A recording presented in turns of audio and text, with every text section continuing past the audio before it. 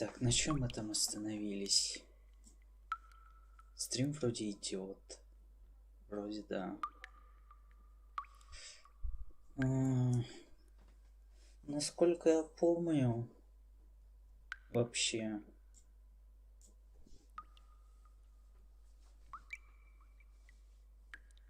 ну да. Но этот учитель, короче, нашел пуговицу с... не с манжета, с рукава, по-моему. Может, и с манжета рукава в этом в толчке. И, короче, что-то его там настигло, видимо, в этом другом измерении полуночной школы. Ну, посмотрим, короче.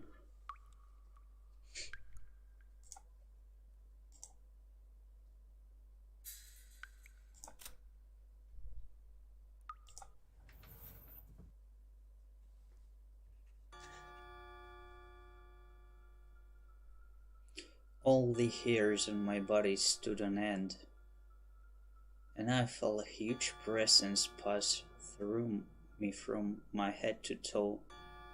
And so I stopped breathing, as if I were checking if that meso was an auditory illusion. But if it was real, there would be no... Что-то я это... Ладно, еще раз попробуем. But if it was real, there was no need for that kind of information. Ядрить, я что-то совсем поплыл. But if it was real, there was no need for that kind of confirmation, because there was only one entrance to the old school building, and after I entered, I quickly locked it. There's no way someone could come in here. There's no way there were any students hiding out at this hour, and there's no way that someone is out there. Because basically fighting my breathing and checking was in itself confirmation that something was happening. Ну, короче, у него шиза началась, я так вижу. Полная. Ну, как бы, на самом деле, не то чтобы... Это и раньше было видно, что у него шиза полная началась, но она прогрессирует как бы активно. But because I had to do that, does that mean that I clearly heard that meso just now? I got to calm down, check my ears, but that presence of that sobbing cry from the other side of the door, it won't go away, it won't leave. I'm just hearing things. It's a hallucination. I get too excited and went and heard something that isn't there. That's it. This has to be remnants of my humanity. This has to be those damn pangs of guilt.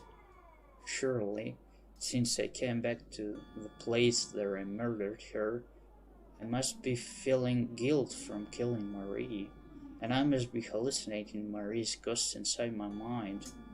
In other words, Привет. In other words, that's out there. This is my desire to blame myself, my good conscience, after all. You there, please listen to my pitiful story. No, it wasn't a voice in my head or a hallucination. There were words that reached my ears, and that voice, it was none other than Marie's. Marie? Is that Marie? Meso. Whoever it was only cried, but that voice, having this heathing with sobs, answered my question. But on that day I surely killed Marie and tossed her corpse in a septic tank. There's no way Marie could be here, no way she could still be alive. Now Kanamori wasn't the strange world of the former school building in the depth of night. He unconsciously came to realize the logic of the spirit world, because without being limited to the reasoning of the human world, there something guilt no longer exists.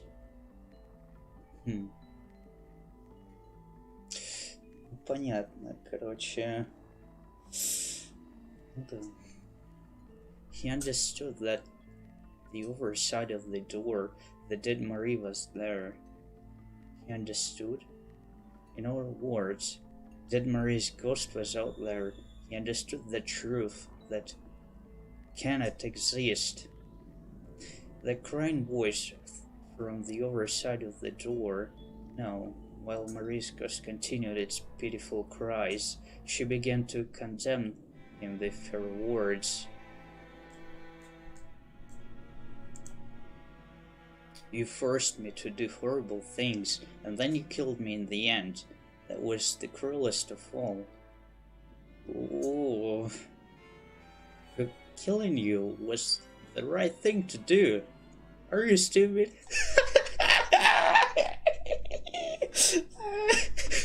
Wait. Нормально. Зашел чисто с козырей.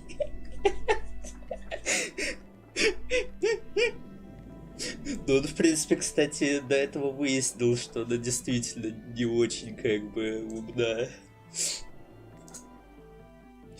That's the only thing I did. Think about it. If the police found out, it was the right thing to do. If I had let you leave, you would have probably run to a police box with these legs of yours. Isn't that right? I wouldn't do something like that. After all, if I thought then Sensei would distribute that embarrassing videotape.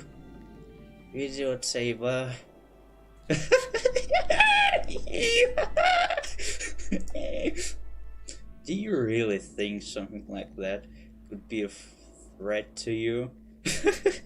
That's about how useful it was.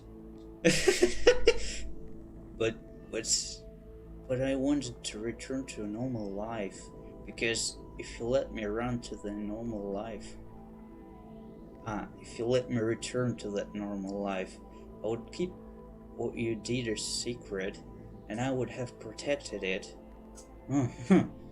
You could say anything with that mouth of yours, you see. You would have said that, and then that day after school you would have gone to the police. Isn't that right? And if you asked the police for help, you would have done as they said and settled things immediately. The only place where nothing changes when people ask for help are in TV dramas. Ну я же говорил, мы как-то это собрались чисто по ролям ВН-ку читать. Вот там был, конечно, кайф. Вот там я РПшил, как бы, это безлимитно.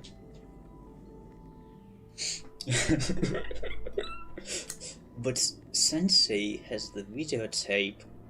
If I broke that promise, then Sensei would... Even as a ghost, you're so pathetic, truly pathetic. Do you really think that kind of tape would compare to tipping off the police? The police aren't stupid, you know. Before I'd release the tape, they'd arrest me. I'd be arrested before I could edit myself out. And they'd go in my house and seize the tapes, my equipment, everything would be even evidence. If you truly believe that tape was blackmail material, even after your death, then I congratulate you. Even in death you make me laugh. That's how stupid you are, even in your last days. It can't be, it can't be. Marie's sobbing was tinted with even more sorrow. That you believed it could be used against you, I delightfully congratulate you from the bottom of my heart. Maybe you read too much manga, and you went and absorbed such useless knowledge, and in your foolishness you probably felt satisfied in the world you created. If you even had one friend to ask for help, you would have probably realized such a stupid mistake right away. Ну, кстати, тут подается мысль, что, ну, эскапизм как бы не очень хорошие вещи делает с вообще восприятием мира, как бы людьми. Я так вижу. Ну как, это довольно очевидно, наверное. But your worthlessness complex prevented you from making any friends. This world, you see, is society. Society is made up of relationships from person to person, and you behind denied this relationship and being left out truly became the leftovers of society. Как это называется в английском? Social outcast? Что-то такое, да? And it's because of that you truly believe that worthless tape could have been used as blackmail material. How sad. As your homeroom teacher, I feel for you from the bottom of my heart. When I met with you and your parents and even advised you to make friends, you had nothing but excuses. To think I thought you realized it on the brink of death. Even after death, you still don't get it, do you? Are you saying I was stupid? Oh, I see. Then I give you the words straight from my mouth. You're an idiot. A blithering idiot. Even though you're a child, you pretended to take a philosophical view on life, and you've turned your status as a dropout in society into a virtue, and you felt it was too much trouble to even ask for help if you're sorrow's and dropped out of society. You've fallen out of the very bottom of the pyramid of human society. That can't be. These terrible things I made you experience. That's right, that was my private lesson, you see. Then I confronted with a problem that can't be solved by yourself. What do you do? That's right. The answer was to ask someone for help. Even if you had asked your friends or your family, you might have had a chance at being correct. But you didn't make friends. You didn't even open up to your family, regardless of the instruction I gave you. And class time ran out, you see. It's not like time has run out. I did ask for help, but even though I didn't make friends, and I might have been wrong in not asking for help, but I fought against you. As I commanded, you became like a cat or like a dog. You threw away your human dignity, and I will admit you did struggle somewhat, but that sort of thing has no value whatsoever. This resulted in that you drove your opponent into a frenzy, and then you were really strangled to death, and your body was even thrown into a cesspool. Я не уверен, как это читается, но, короче, в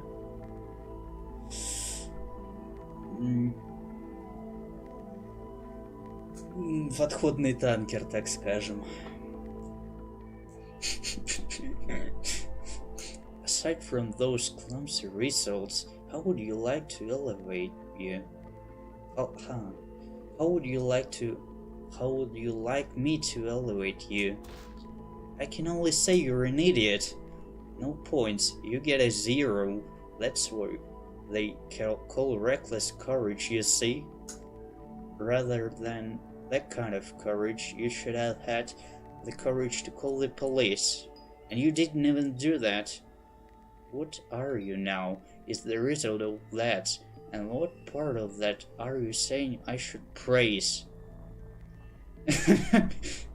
They say that the only thing that can cure stupidity is death, but apparently they are wrong.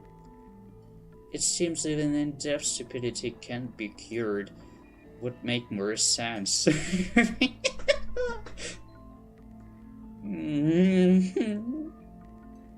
Even Marie's soul after death was humiliated. Who decided departed souls were stronger than the living? There is no such rule. At the moment of death, at the moment one leaves life behind, their existence is inferior. The slight hope Marie held, that illusion that if she stopped being a human, she could gain the strength to have her revenge after death, began to crumble. Because Marie understood now. This had nothing to do with whether or not she could become SMS's son.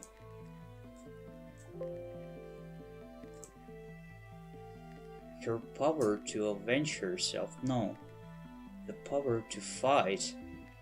It was the power to understand something, to do something.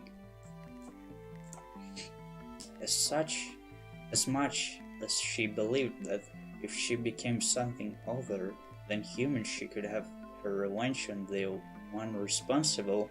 In that kind of a position, there was no power she could fight with at all. The ones with the power to fight are among humans. No, to fight is to live. Then she gave up living.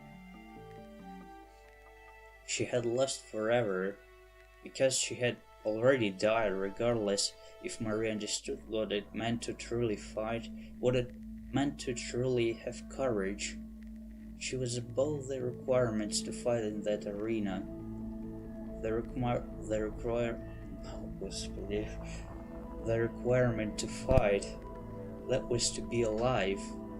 Her homeroom teacher might have snatched her life from her, but listening to Higanbana offer to turn her into a yokai, that if she became a yokai she could rejoice in revenge. In the end it was truly pointless and foolhardy. And at the very least, if she had the courage to ask someone for help, she would surely still be alive. Still alive, fighting, perhaps even winning. That might have been her way out of this fate. She gave it up, and so her fate resides eternally within this man, without anywhere to run. This way, even after death, she wouldn't eternally continue being shamed.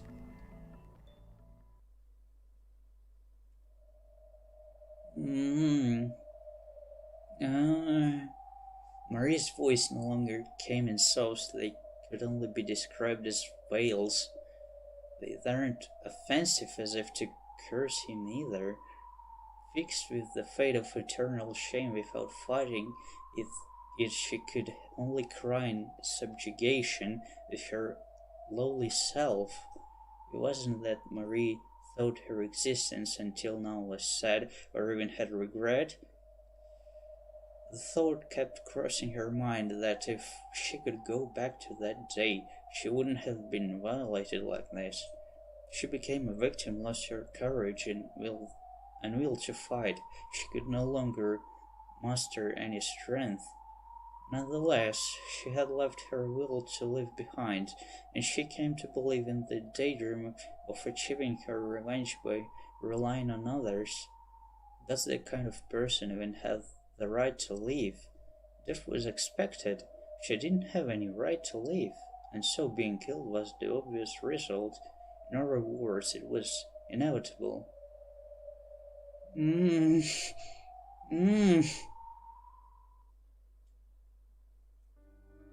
So you finally realized what kind of horrible existence you have, I see. I'm glad I gave you these supplementary lessons. Only those lessons were even able to teach you something. I can tell from your cries of regret. So perhaps we should end our class session. Kanamura reached out for the lock to the stall door that trapped him within. When he touched the lock, there was a tap sound, and that greatly terrified Marie. What are you doing? I'm ending class. Haven't you learned the importance of life just now? If so, then you should start over in your next life. Know what I mean? What, what do you mean? The door unlocked with a crack.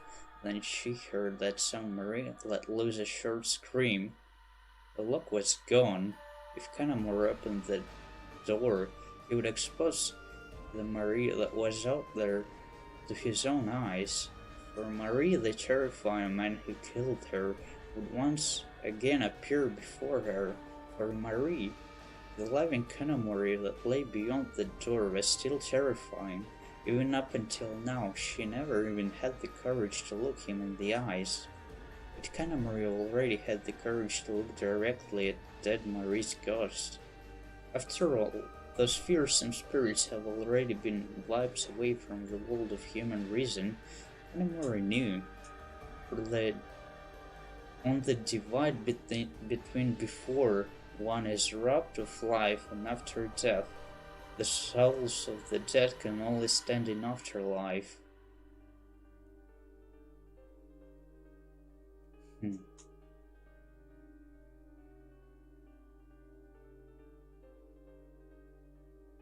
Ну да. Получается, что так.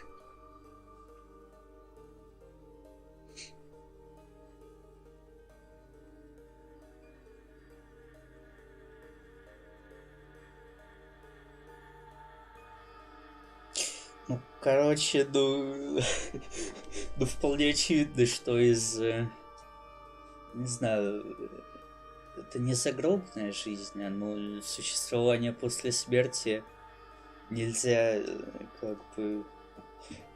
Короче, это поезд в один конец, так скажем, чтобы не разглагольствовать. A miserable life will lead to a miserable afterlife. Even though she had died, Marie was still Marie. Alive or dead, she realized it didn't matter which side of the divide she was on. But Marie realized that all too late, because reduced to a lowly spirit, now here she was. Well, since you can't rest in peace, it's time you showed me your wretched form. No, don't open it. It's useless, you see. If the cruelty of an executioner dropping the blade edge of a guillotine, Kanamori threw open the door. Чисто ворвался внутрь. It was a bizarre scene. Even though he had opened the door from inside the stall, he was still there in that stall. But Marie's figure was there, with the same appearance as the day he killed her, with the same right sleeve missing a button, with a wound left on her throat from there he strangled her to death. Marie uttered a frightening squeal and backed off, but it was already a small stall as it was, with no place to run to. Her back was quickly up against the wall. She began to tremble, and as she quivered in fear of Kanamori, her eyes pleaded that he not come any closer. Truly, you're a helpless dunce. There is no test worthy of a student as bad as you.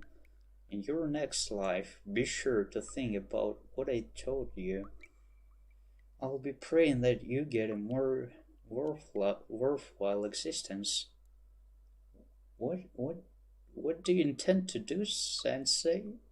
Since you appeared before me like this, it seems to me that you haven't fully realized that you've been killed.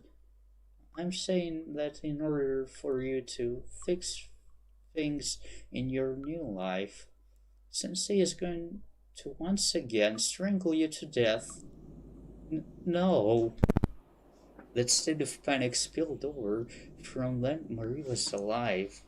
The pain she felt then pinned to that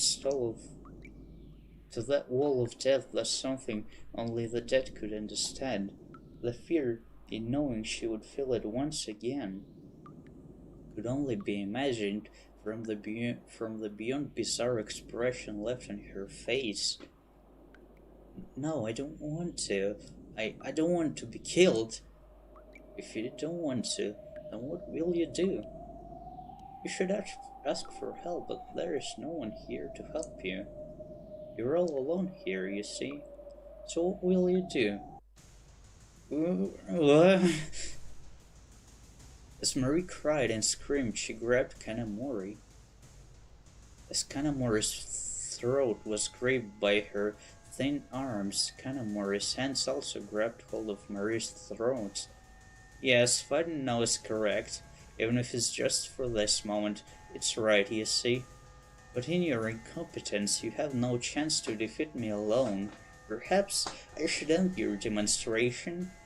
Even in death, you see, you're a fool. Even as they both gripped each other's throats, the difference in power was clear. Against Kanamori's grip that squeezed her like a vice, Marie's strength started to fade. Before she knew it, her arms no longer sought to choke Kanamori's throat, but instead changed to feebly resist the force of Kanamori's arms. How many challenges are there in this world that you can't win alone? In order to surmount them, people borrow power from society. In your final days, you ignored that. And you've come once again to repeat that mistake. If you can rest in peace, then feel free to visit me as many times as you like. Over and over again, I'll make you remember the pain of death. I'll strangle you to death forever and ever.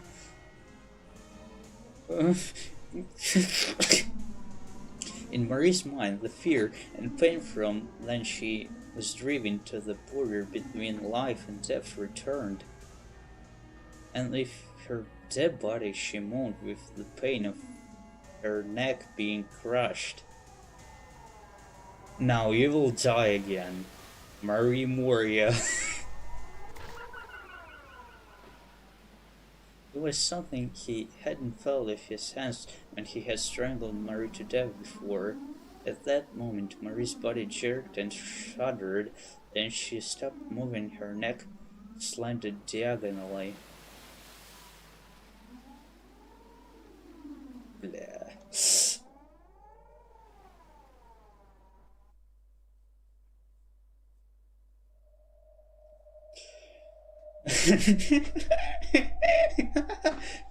Without loosening his grip, he continued to strangle her as he laughed like a devil. At that moment, a voice that couldn't have been there came in echo.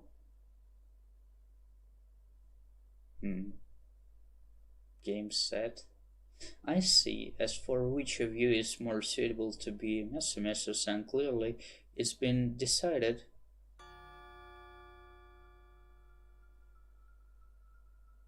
Looking up at who the voice belonged to, above the railing between the bathroom stalls, looking down on him sat there that Western doll he had seen in the infirmary.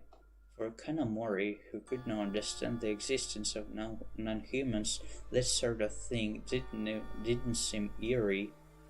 He thought she was surely a witness to his normal duel with Marie, and so he grinned and said, "Yes, I suppose this is game set." For a vessel like Moria-san's to become Messi-san, it would be better if she never attained a post as one of the yokai eternally passed down in this school. I see. Allowing her the lowest seat among the school yokai is far too inappropriate. I think someone like yourself and your wickedness better fulfills the role, you see. If it's someone like you, even among the school yokai, you'll splendidly fill the and protect that seat. If a human like yourself joins us in the lowest rank, even I'll have to be careful. I see. So this is a test that you skill demons have made to decide who is more suitable to become Mesamesa-san. Oh, oh cliche. That's right. They voted, but there are 3 votes for Marie and 3 votes have been cast for you. I abstained and made a different proposal that the 2 parties themselves should fight out their differences, you see. Ну, как я и сказал, в принципе, Higanbana наебала. В общем-то, Мари. Она, в принципе, не за нее, как бы, и не за Канамори, она просто, ну, кайфует чисто. Indeed. Basically, then you test your button in the infirmary. It was your invitation to this test. I see. But now it's been decided, right? The test about who will become Mesamesa-san. Yeah, the decision has been made. I'm so very sorry that we cannot welcome a wicked human like you. At that moment, Kanamori felt a huge surge of power twisting up his arms. In surprise, then he looked in front of him. Marie, whose eyes had already opened and rolled back in her head, sputtered drool and began to twist Kanamori's wrist with horrific power. That thick sound could have been the sound of Kanamori's wrist snapping, or perhaps the sound of the back of his hands being crushed. Let go! With a giggle, Higanbana responded, Sorry, because I don't often get to meet such wicked men like yourself. I'm truly sorry I couldn't welcome you to our class. What I wanted to test wasn't, you see, who was more wild or who was a more suitable yokai. It was who was more suitable to be Mesamesa-san, you see. Kanamori, even though you said you wanted to become Mesamesa-san, did you forget the Mesa-san rules? Mesa rules? Ugh. Now both Marie's arms crushed the bones in Kanamori's hands, but they sought to wholly embrace him.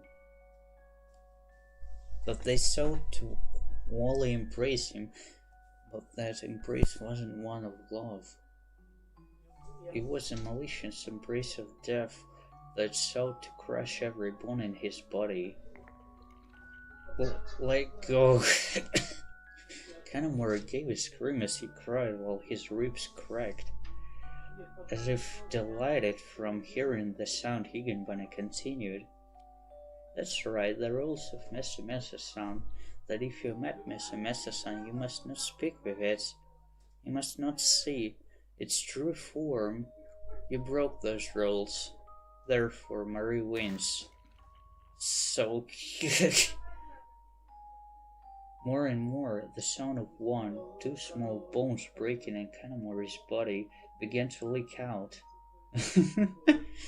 Marie, do it! As Higanbana giggled, pressured Marie to deliver the finishing blow.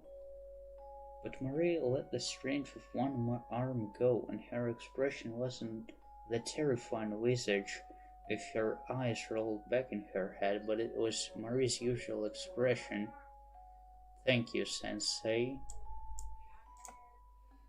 What Sensei said was very filthy and painful, but I think it's as you say. If I hadn't learned it from Sensei, I might not have understood my sin even in death. I'm grateful that you were able to teach me like this even after death. Marie, thank you, Sensei. From the very beginning that you protected me from these bullies, I loved you. Forgive me. And then came a strange noise. Compared to earlier sounds, they were like someone crumbling up a newspaper and violently tossing it in a garbage can. A clumping noise, but this sound wasn't light like paper, and just listening to it was sickening. A repulsive sound that was the sound of every bone in Kanemaru's body beginning to be crushed to bits.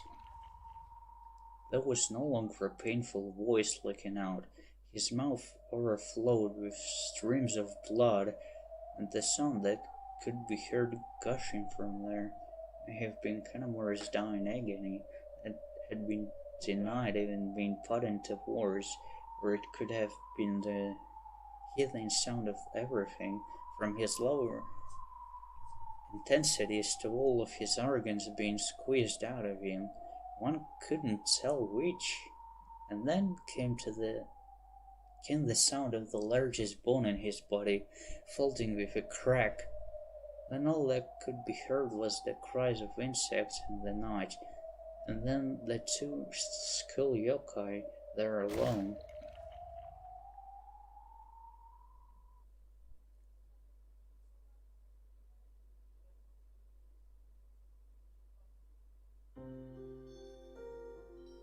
Congratulations, Miss and Mrs. Saint-Marie. You have been chosen. Can you hear everyone's applause? Now. Even though everyone should reveal themselves, they feel too important. They are all nothing but shy individuals, you see. If you don't attain a bit more power, then it might be difficult for you to perceive them. Do you think the school yokai and I can get along? Who knows, maybe it'll be difficult. You couldn't even make human friends. Could you make friends with non-humans, I wonder? I'll give it my all, because if I can relive my life, then at the very least I wanted to correct my past mistakes in this new one. Marie's expression overflowed with more determination than any other face she had shown until today. There are a lot of dead and depraved children, but a dead and determined child, no, that's unusual. Of course, Maria, you're an interesting girl. No, a weird girl. Higanbana jumped over the railing, and then she took the shape of a human like the day they met in the library room. Everyone's going to want you to introduce yourself pretty soon. Also, I should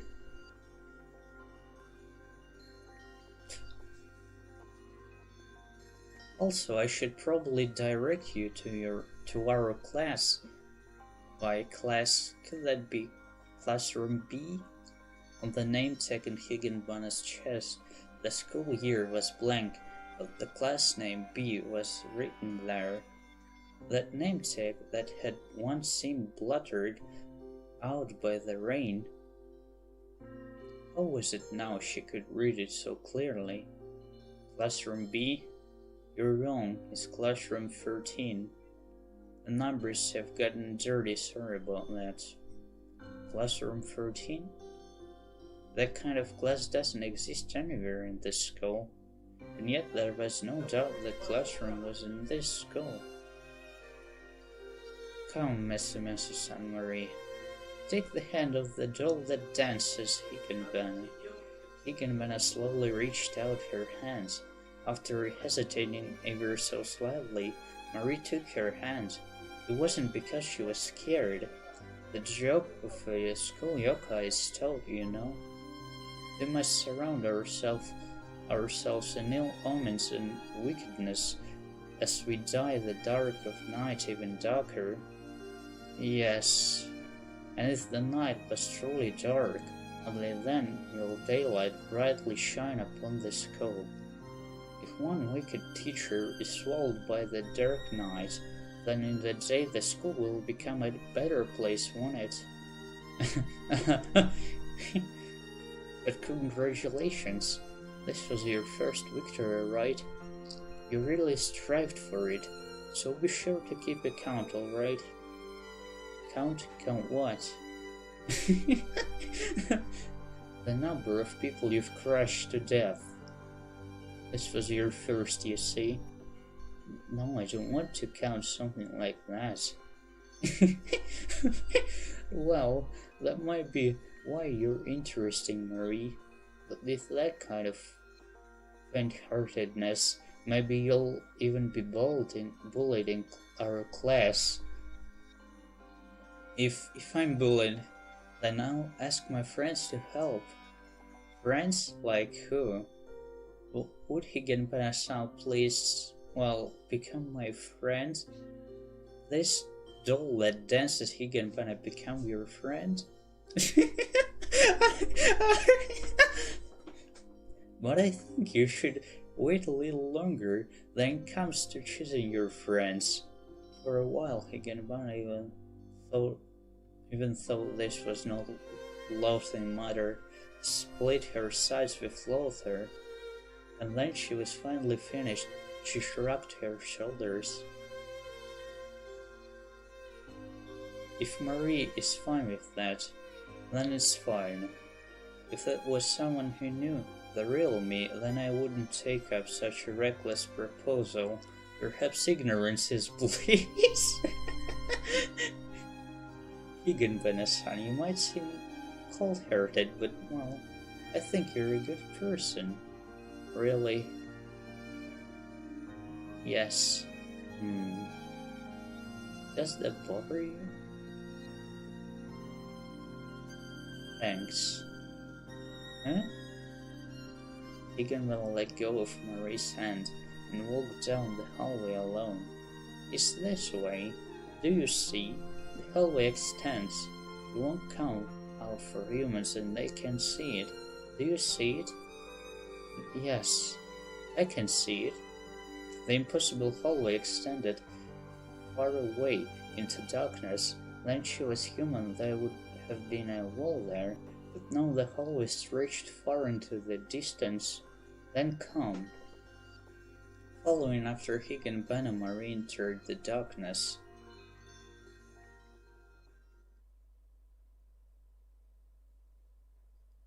At the end of the day, no one had seen Kanamori. Of course, neither had they seen Marie Moria. But the one called the master of the infirmary, the western doll called Higanbana, was even now sitting atop the medicine cabinets. There was a rumor that inside the bathroom of the former school building lived a yokai. It was said each night one could hear the accursed screams of the pitiful teacher who had been strangled to death. In accordance with the recent school reorganization, when the school became a mammoth school, bursting with pride at the number of students it contained, so too then came the strange school tale about the 7 mysteries, adding one more to their number. Ну, сейчас, если это конец, сейчас вторую начнем ночь. Ядрить. Но это вряд ли конец.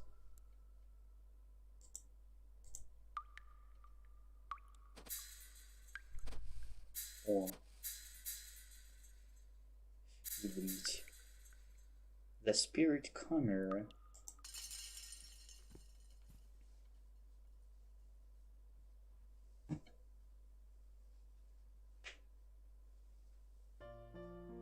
This is the strange story of how... кстати, это другая история, скорее всего. Но я не уверен. Может, это... Ну, Может, будет продолжение этой истории в других историях. Здесь должно быть несколько историй. Или будет во второй части продолжение этой истории, не уверен. This is the strange story of how, with the reorganization of their local school, the students took pride in the new larger building, as well as how the resident seven school mysteries also grew by one.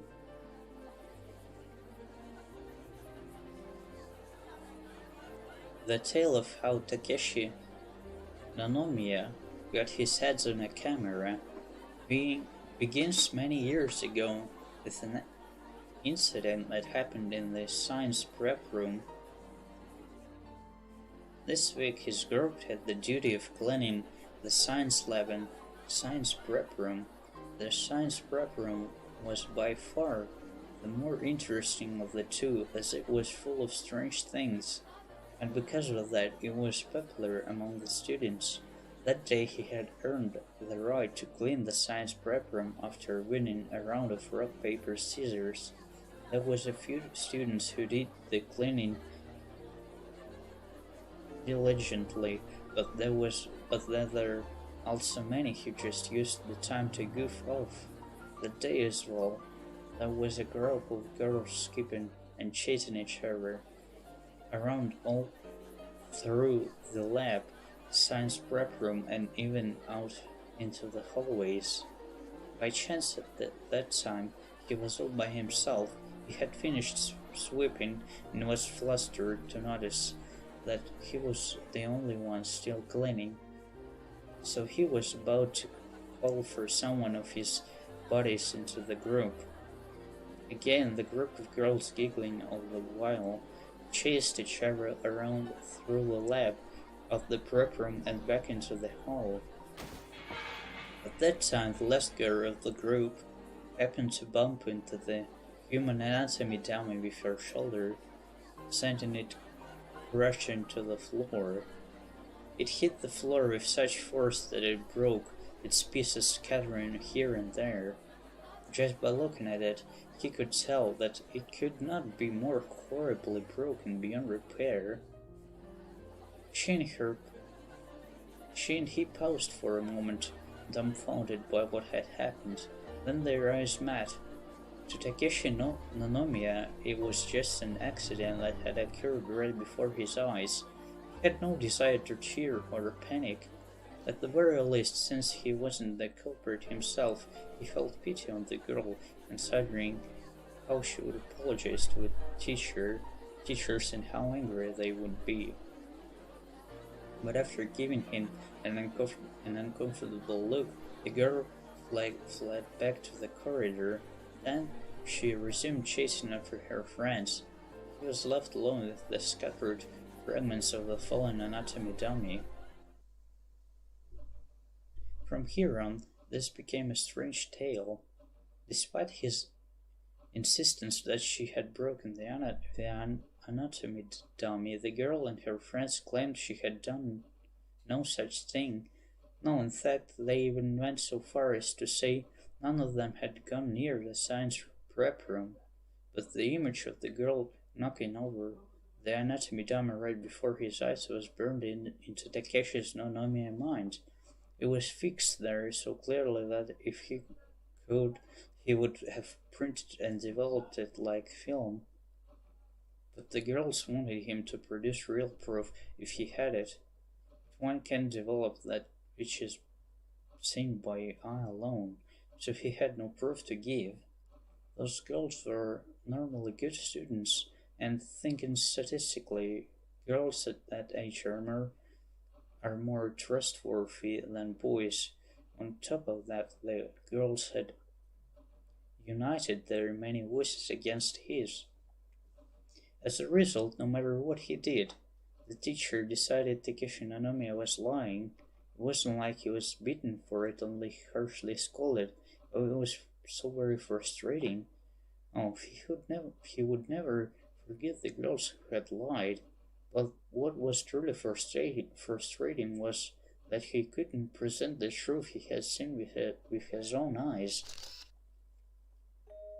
Even though people can see the truth with their eyes, as long as they have no proof to back it up, they cannot call it truth. In other words, a person cannot see the truth with their eyes alone. Only by developing what has been captured on film can anyone see the truth. In his current state of mind, he began to wish strongly for something like camera that could capture the truth and develop it into pictures. His decision to aim towards building a reporter or a cameraman who saw the truth was a natural result of his youth and righteous indignation at that time, and so that became the catalyst. From then on, he slowly began to enter the world of photography, but something like a shocking photograph that would fulfill his righteous desires did not come quickly. That lens was instead turned upon the more ordinary things that were close at hand, and before he knew it, he took almost poetic pleasure in the simple things he was able to capture day by day. As those days continued, his happiness eroded away.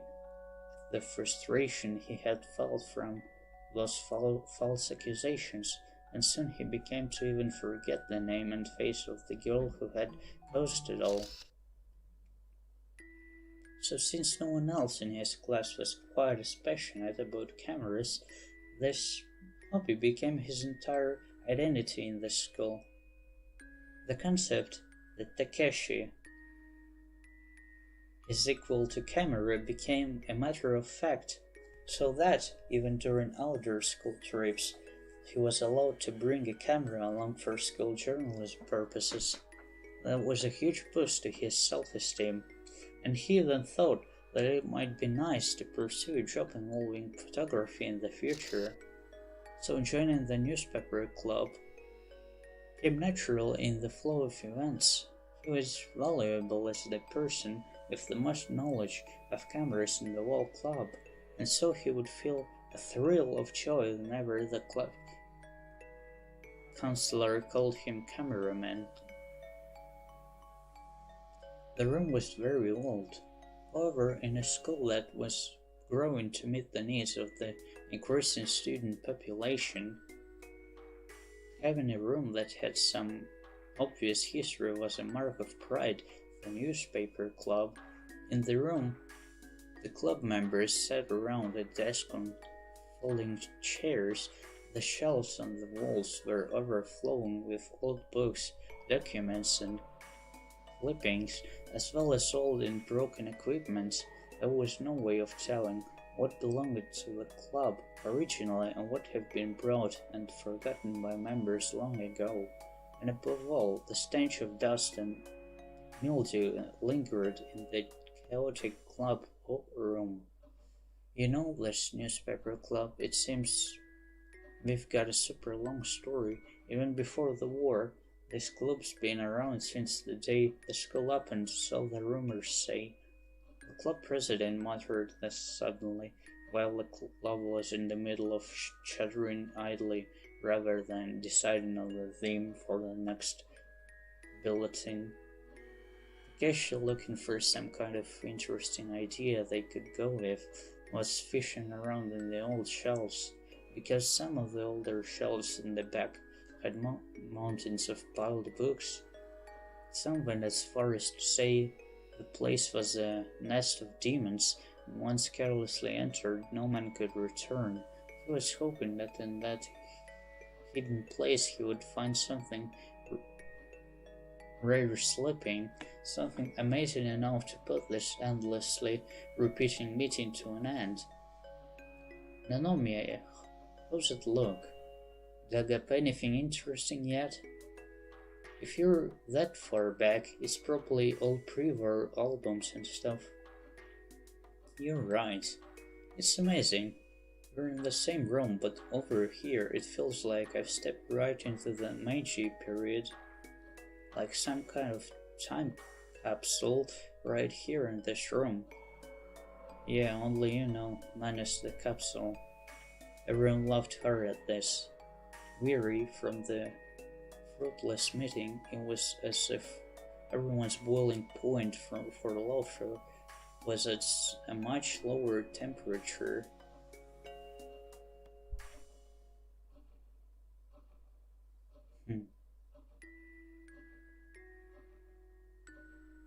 По фактам. Чисто токсики. Just like the club president had said, most of the books on the shelves tucked away in the nest of demons were amazingly old, even just looking at the dates. Ну, кстати, здесь amazingly, может даже не в смысле, что они как-то...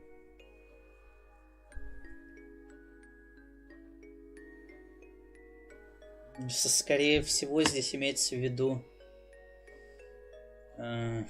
amazingly в том смысле, что ужасно старое, что-то типа того. Или пугающе старое.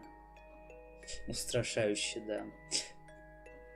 Even just looking at the dates, they weren't just Taisho era, there were many that went all the way back to Meiji. As he went through the books, he even found the old dried, ominous remains of insects. The term nest of demons wasn't all talk. Oh, suddenly Takeshi found it. It was an old instant camera. Instant photos tend to lose their color quickly, so it would have been useless for records. However, by using it, one would never need to go through the hassle of a dark room for developing as they would with a normal camera. Это где-то в 80-х происходит, ну, между 80-ми и 90-ми. Точнее, между 80-м и 90-м годом. To put it simply, it was thought of more as a kind of toy camera. I'd always wanted one, but if I could get my hands on it, but before today I'd never had the chance. But I somehow felt uneasy about this.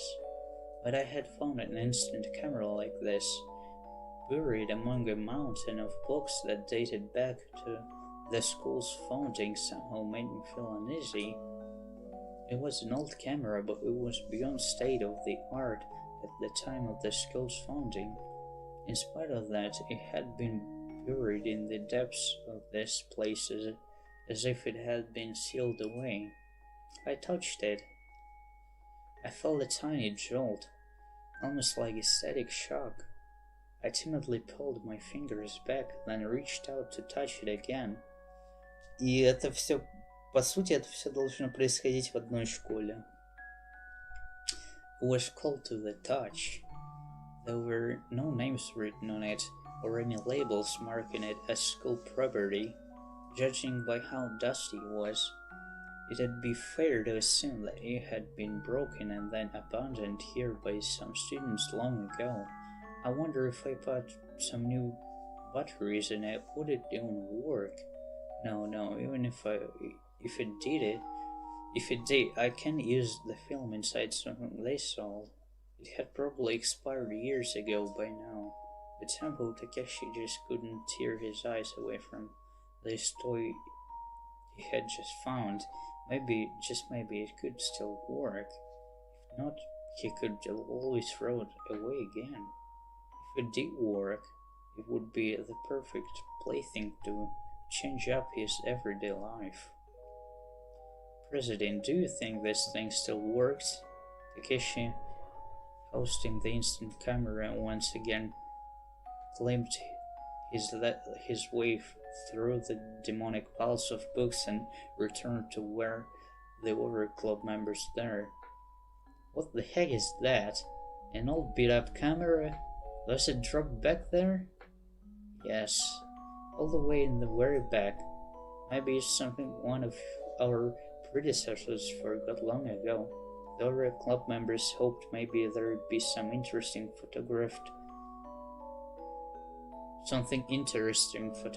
on the film left in the camera, but because this was an instant camera, it didn't retain film.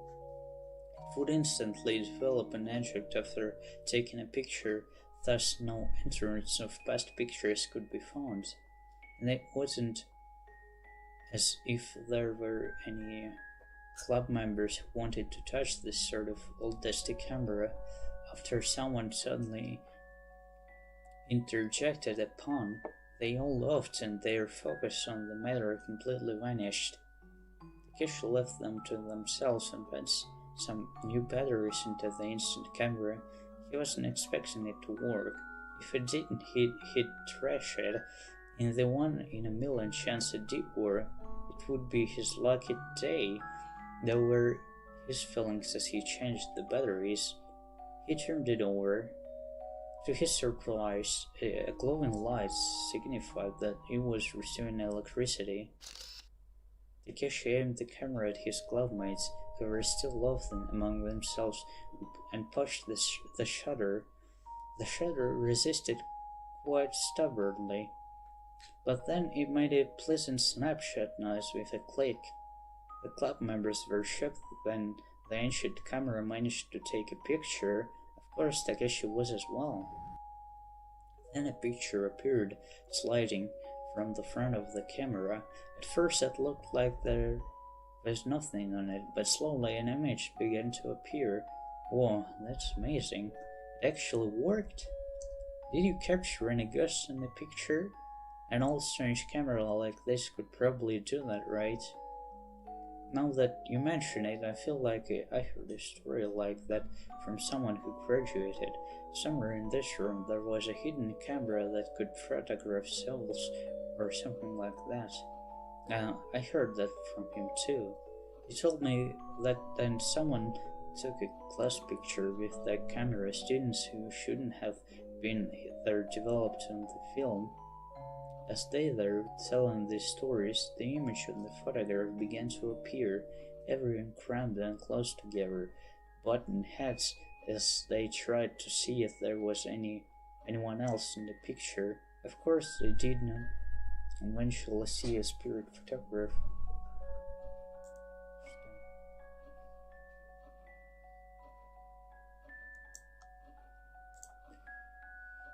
The photograph had taken only a mediocre everyday scene of their club. Perhaps it betrayed their hopes, but at the very least it could serve as a nice memory of their meeting that day. The picture was fairly vivid, even though this kind of photo couldn't be used for a long-term records. It was pretty good for a toy camera. Club president, about this camera, would you say it's alright if I take a look at it for a bit? Yeah, why not? The guy who brought it probably forgot about it a long time ago. It's sold, so you probably won't be able to find parts or film for it. We found it, Nanomiya, so it's fine if it's yours now, isn't it? Just like that, Takeshi became the camera's new owner.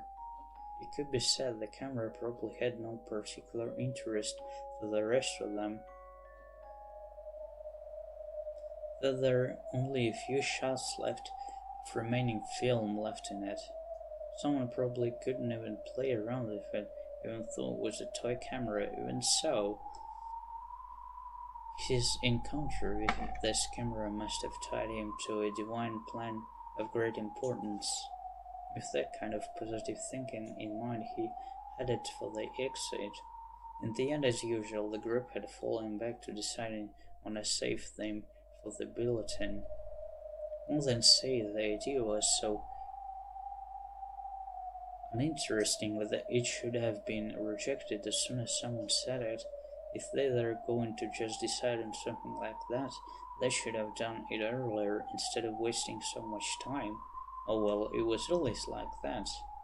It was the evening dusk, and the hallway stained orange by the setting sun. There was no sign of any other students. From a distance one could hear the rousing shots of the athletic clubs. But those that are so distant they only serve to accent the hallway's loneliness, so there was no way I could have bumped into someone. I was so excited about the camera that I couldn't take my eyes off it as I walked. So when I suddenly noticed that someone was there, I jumped in surprise, and in that moment felt the camera slip from my fingers. The camera was such a fragile thing. If it hit the ground, it'd definitely shatter, but with the grace of a badminton player hitting a birdie at the last moment, the girl before my eyes gracefully scooped the camera out of the air. It had been a hair's breadth from hitting the ground. You should watch that you're going, right? Next time, a camera might not be the only thing that falls over. The girl laughed with perfect grace and elegance. From the way she spoke and the atmosphere, I assumed she was an upperclassman. As I bowed an apology, I glanced at her name tag, but maybe by rain or something else it had been washed out and was impossible to read. And so I was caught in the strange situation of not knowing whether the person I was talking to was older or younger than me. But it really didn't matter how old she was, did it? The whole thing was my fault for being so absent-minded. So regardless, Takeshi apologized to her as he would to an upperclassman. I'm terribly sorry. Also, thank you very much for catching the camera. Not at all. This seems like an interesting camera, doesn't it? You can tell?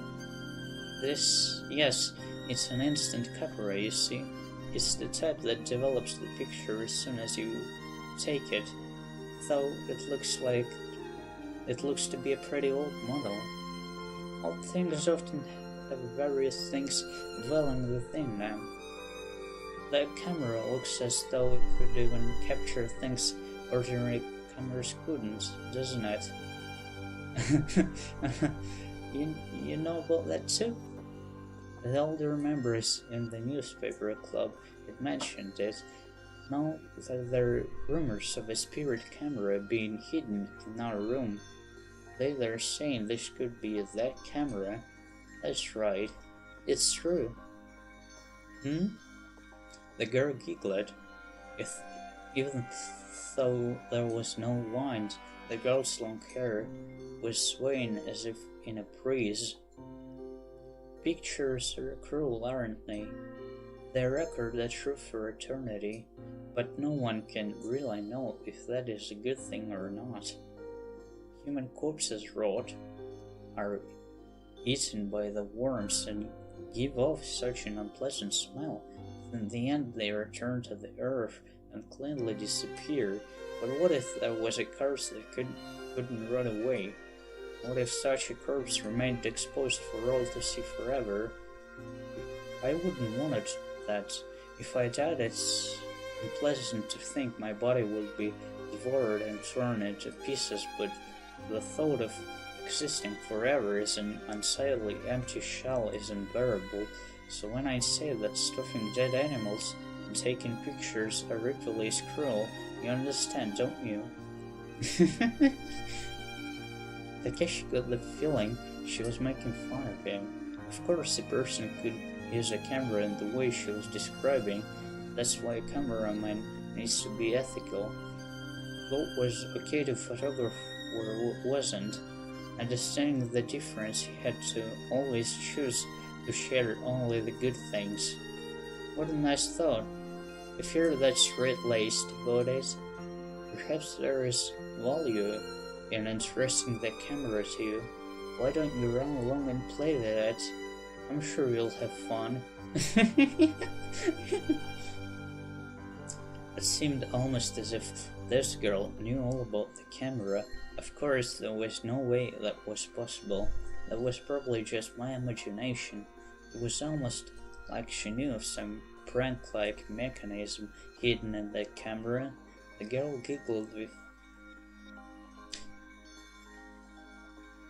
giggled with laughter as she walked past my side. Пойду свет включу, что темнеет.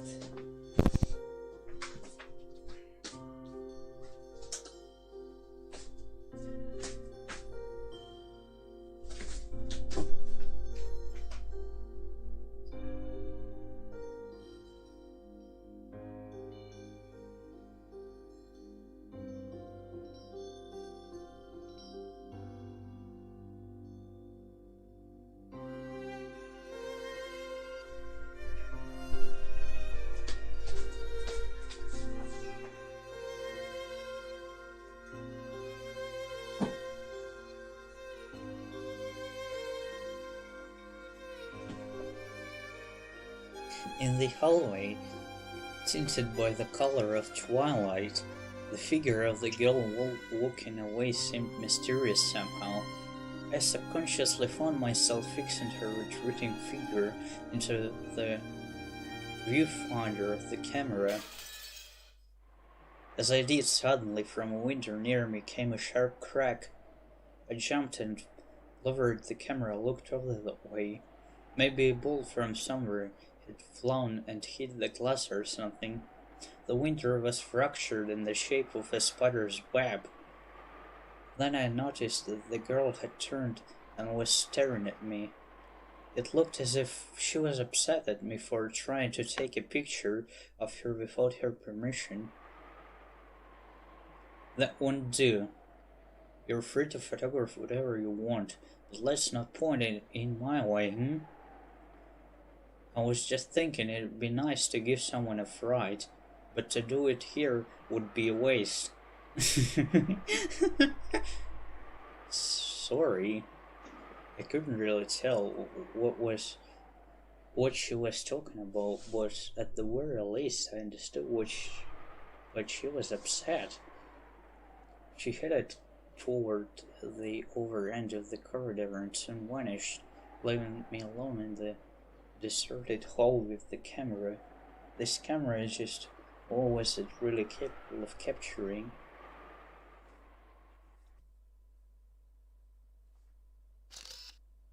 The concept of having developed photographs come out on the spot was a joy I hadn't experienced before. Of course, filling up a roll of film and then slowly developing it in a dark room was enjoyable in its own right. But the ease of developing film on the spot with the toy-like camera was truly fun. With the instant pictures, there was no long wait, and the colors would fade far faster than a normal photograph, because they're meant to be taken in the moment and enjoyed in the moment with ease. There were still some rolls of film in the camera, so I stopped worrying about it.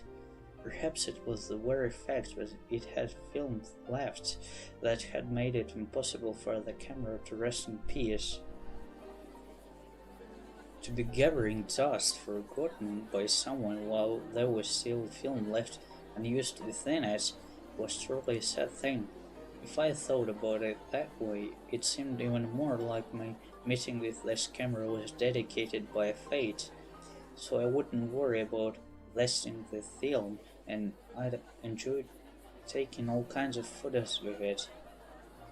Then when I'd used all the film, I'd return it to where I found it, so I thought. Because one day I realized that there were only 2 shots left, so I decided to try something with it. Of course I had mischief in mind. They say if you take a class picture, a student who should not be there will appear. I figured I'd try it and see if that was true. It was during social studies. We watched a video and the assignment was to write down our impressions. I announced that I wanted to take a picture of the class and took it just for fun. Incidentally, for some reason the film that would always develop fairly quickly Took much longer this time. My classmates, who were all waiting to see what would develop, all said that the old camera was probably broken. They told me if there was film left, I should try again, but I was worried, so I refused, and that was it for the photographing that day. Had the chemicals of the film finally gone bad? Somehow I figured that it wasn't. That it wasn't it. Maybe it had photographed something. Something that should not be photographed. Perhaps the camera was resisting to spare us from seeing that. That day, the deep words spoken to me by the strange girl in the corridor returned to me. It was as if she had wanted me to take the picture of my class. Maybe that's what she meant by her deep words. I just knew there was something captured in this photo. That's sad. It was incredibly faint, but I thought I saw the picture beginning to develop. I looked at the photo after school and it was still slowly developing, but even with that, I still couldn't make out the faces of my classmates in it. Takeshi somehow believed it, that in this photo he had surely captured something mysterious. Carefully tucking the photo away, he returned home, and when he ate dinner, took a bath, or the like, he took it out each time to check it, and little by little it was becoming clearer. But then in the dead of night, then he thought to give up and go to sleep. Finally the image appeared clearly for him. He diligently looked over the image, checking the photographed faces of his classmates.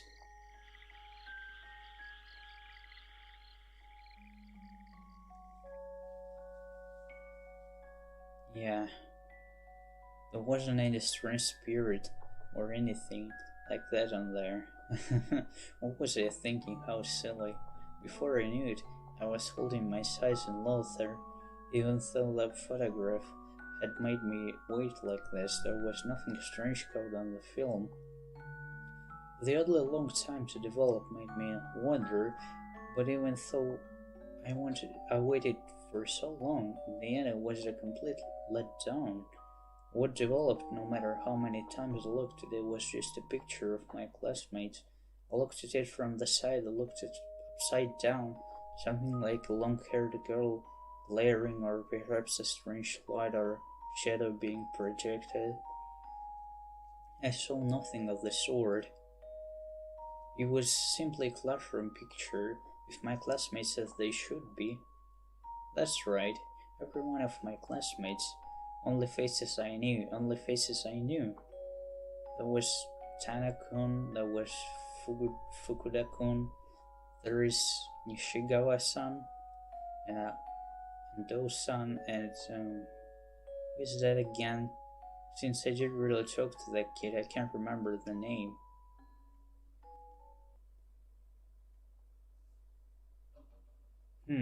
Was she again? That absent-minded girl with glasses and that depressed look on her face. It was quite a sad story. We were in the same class and she was even here every semester, but I can't recall the girl's name. Who was she? Was she really? There was no doubt she was in my class, and yet I can't remember. Who is it? Who is she?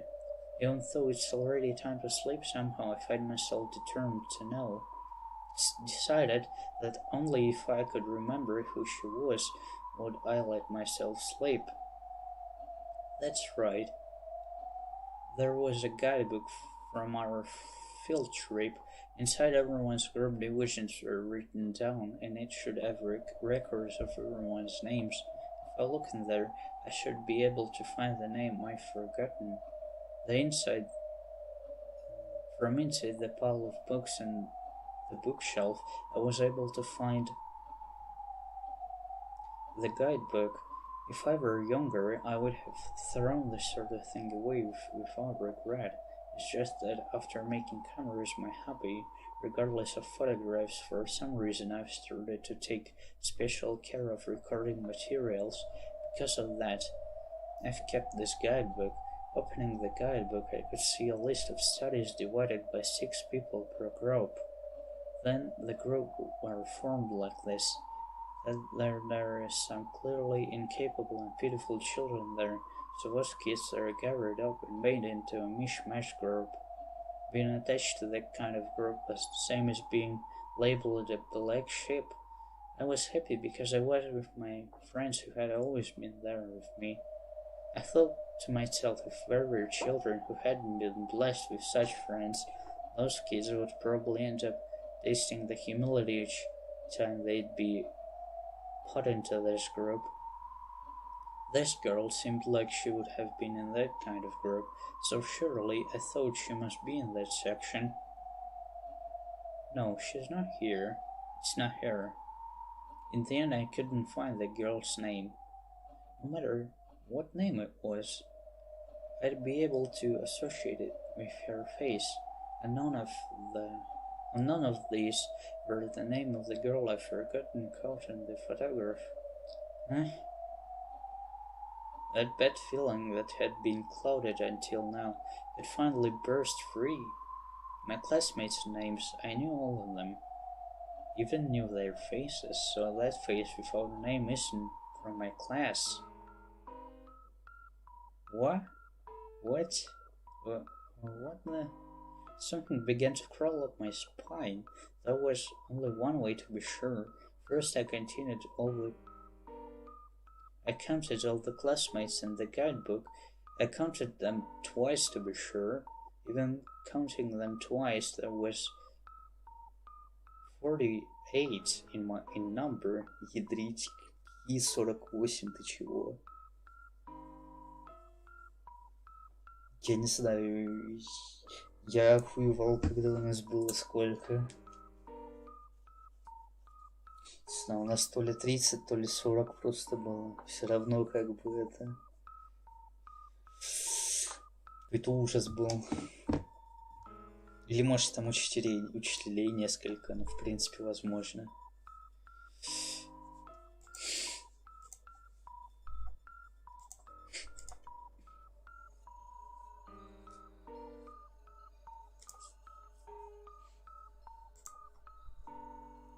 Next, I counted all the faces in the photo. If for some reason the number of faces in this photo, if there is more than that, if there's more, my breathing hurried, intensified, my hands began to shake, the heads began to turn round and round in my mind. My finger was too big to count the faces with. I took out a mechanical pencil, and with its tip I diligently counted the number of faces. Please, let it be 84. If it's let it be 48. If it's 49,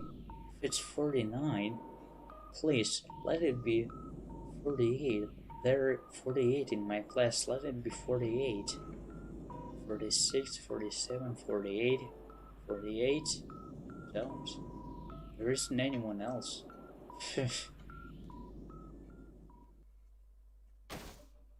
There are 48 students in our class. I had surely counted that way, toppling over with a thought in the footing, as if to laugh at myself. I burst out laughing.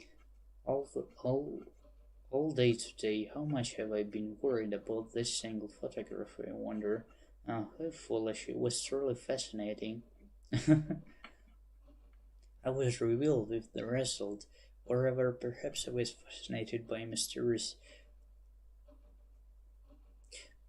49th person in the photograph. Is that camera I had treated like a toy camera from the start. Because of it, I had a lot more fun with it than any normal toy.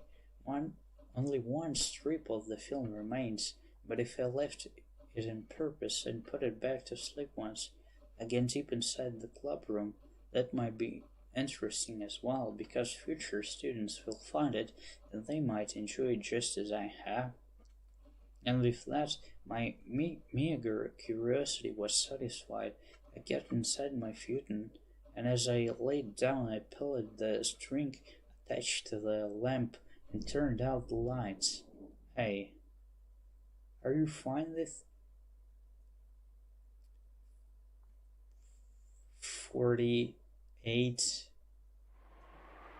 Isn't that fine? After all, there are 48 of us in our class, and that photo surely photographed 48 students. But I was behind the viewfinder, so there should have only been 47.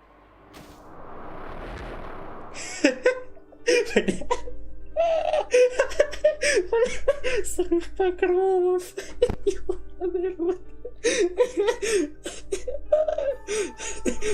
Чисто ловушка.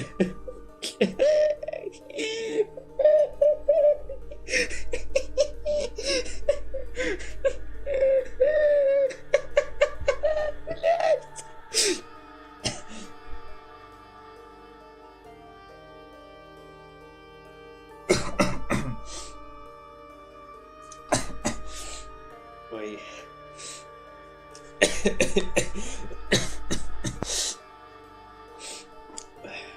Что-то слезы потекли.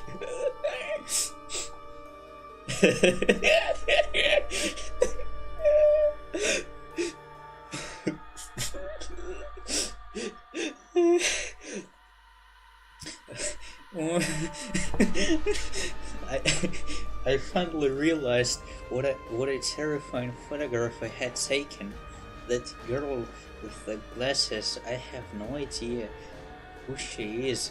Could she truly be Zad? But compared to the eeriness expected from a typical ghost photo, I couldn't sense that kind of eeriness from that girl at all. That was my first impression from her image. Whether she was there or not, it seemed as if she underwent that treatment.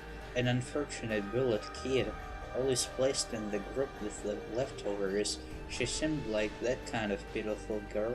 Perhaps even not having her name on the guidebook was another form of bullying her.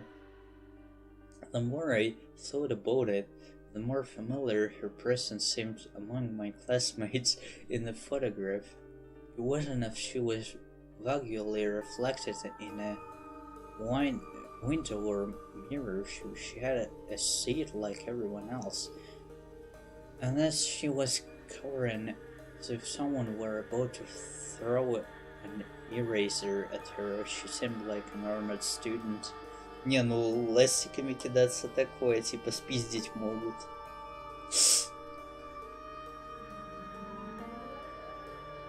Бля, как эта штука называется? Я забыл сейчас. Надо вспомнить, такая кайфовая.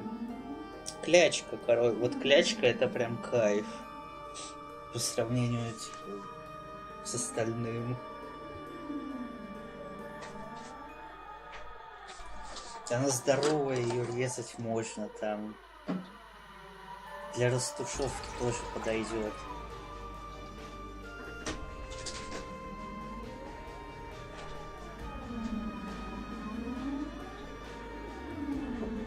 Слишком много всратых ластиков в своей жизни видел. Даже похуже, чем чисто такой камень бывает. Даже хуже, чем те, что на концах карандашей.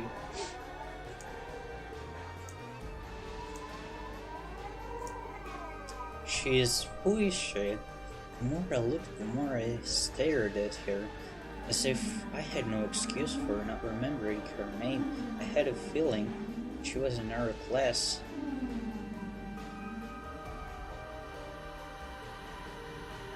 Шатлеровский. Японский. Ну, не знаю, ну... Обычно кахинуровские берут ластики, вот эти со слоником. Или, по-моему, это кахинуровские. Они хорошие.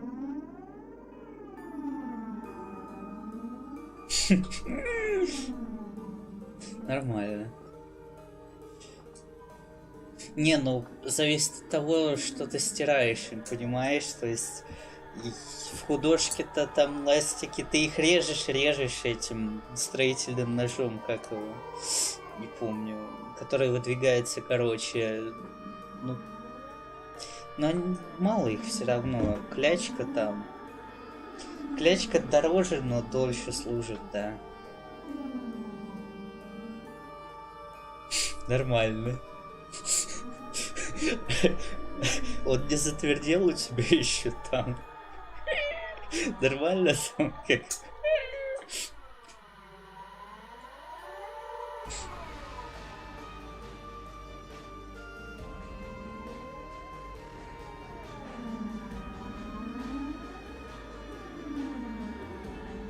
О, ну, тогда хорошо.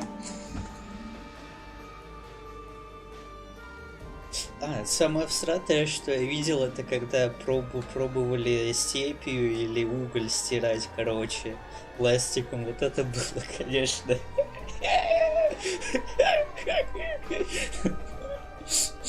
Осуждаю. Осуждаю low IQ.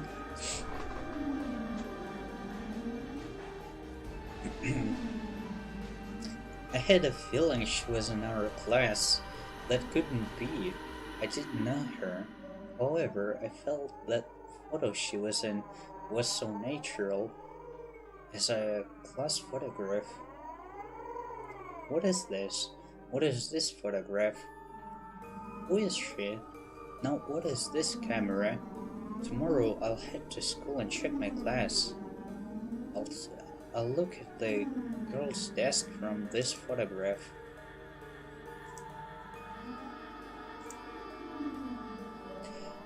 And with that, I learned who this girl really is. To do something like forgetting she even exists, much less her name. As a fellow human being in the same class, I have no excuse. Why I had no excuse, I had no idea. But anyway, if they hadn't spoken, I thought at that moment not even being able to remember her as her classmate was extremely sad.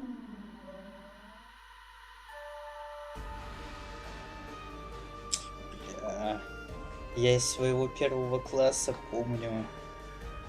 Сейчас, подожди, сколько человек? Раз, два, три, четыре, пять, шесть, семь, восемь, девять, 10.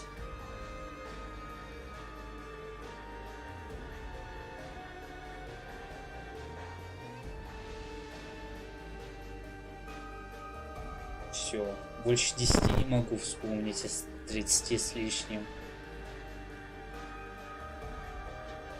Ну да, такое, конечно.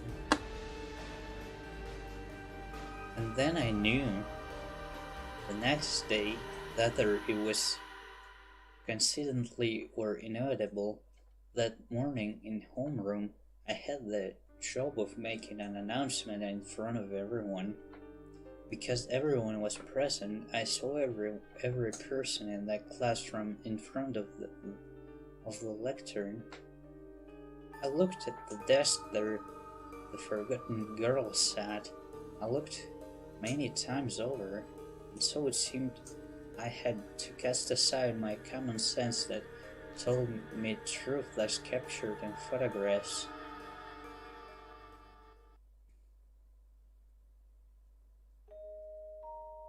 After every single thing I did during class, I'd pull out the photo and gaze at it. It was maddening.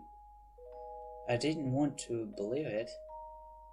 Truth is captured in photographs, that was my belief, and because of that I took pride in being a cameraman. However, something that wasn't true was captured in that image. If that's the case, then I have to know. Basically, I have to find out who this girl is. At that time I thought that someone thinking this photo as spirit photography seemed both blasphemous to the camera and to myself. Но Ожидания против реальности, короче. Хотя я не знаю. Ну, кстати, у него... Я не уверен, у него ожидания оправдались или наоборот разрушились.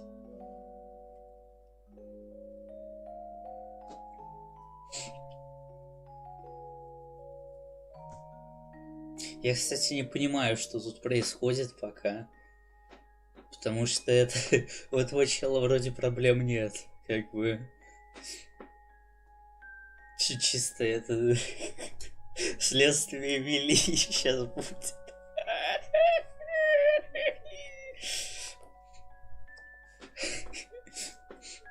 So we thought recklessly showing it to people, perhaps thinking her face might turn up in the over classes. I indirectly searched for her figure. Вановер? Ну... Не, ну Вановер, он же ее просто видел. Этот чел. Ну да. Не, ну он же ее просто мог видеть. Тут же два измерения, по сути. Они там что-то бегали, там пердели. И он видеть ее мог, по-моему, потому что он чуть не помер там. Ну, был на пороге смерти. Ну, такое, тут по-разному все-таки. Я только это, я начинал только аниме смотреть, и это там клоунада была какая-то. Ранопу я не читал. Может, он там ее и не видел.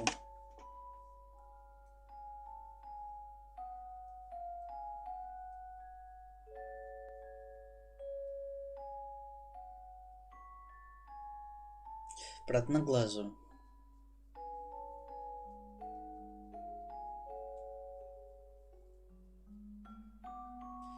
То, что лучше, это, скорее всего, потому что аниме параша полная. Не спорю.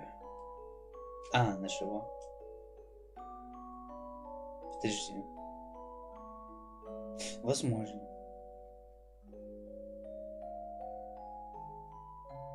Я сейчас, короче, это...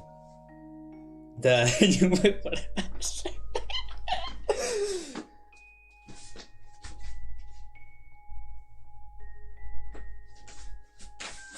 По фактам.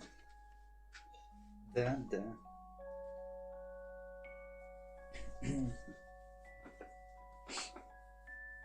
Ну, кстати...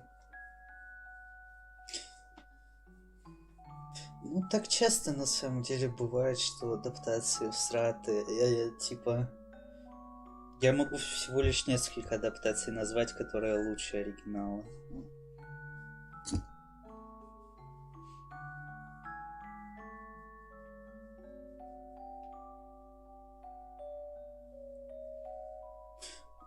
По сути, портрет малышки Казетты я точно могу сказать. Я считаю, что первая адаптация Стального алхимика получше, чем манга.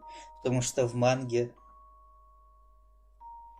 В манге и во второй адаптации там какая-то всратая концовка очень.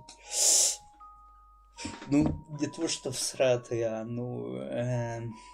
То есть вот всратая концовка из первой адаптации, сюжет для которой дописывался на скорую руку, потому что манга незавершенной была, она лучше, чем то, чем автор в итоге завершил.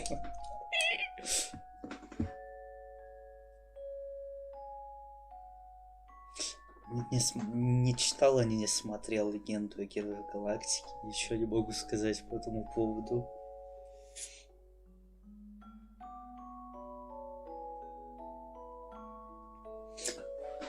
So we felt recklessly showing it to people, perhaps thinking her face might turn up in our classes. I indirectly searched for her figure. But this school is truly massive, with an enormous amount of classrooms, even for girls in the same grade, faces of people I didn't know were everywhere. I imagined she might have really been a girl from another class, and she stealthily mixed herself into our class. Это как тот чел, который в магистратуру зашел и в адрес.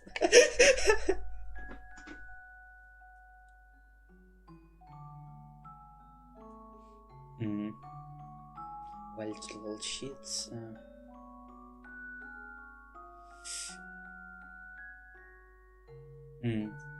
Ну, зеро. Ну да. Наверное.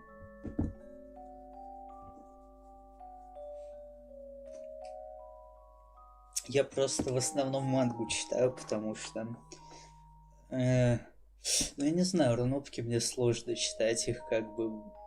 У меня нет источников, в котором я могу узнать, что мне читать.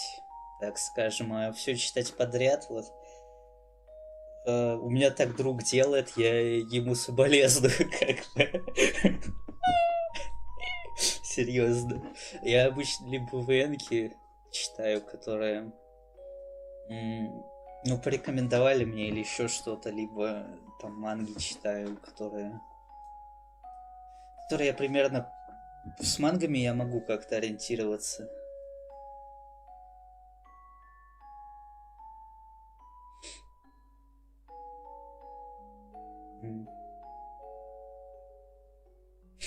Понимаю.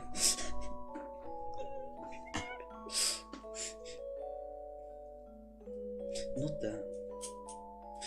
Ну типа у меня все-таки совсем без визуального какого-то ряда тяжеловато бывает.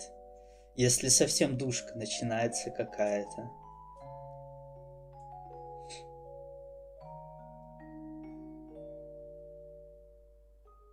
Ну, Эвергарден, да, неплохой.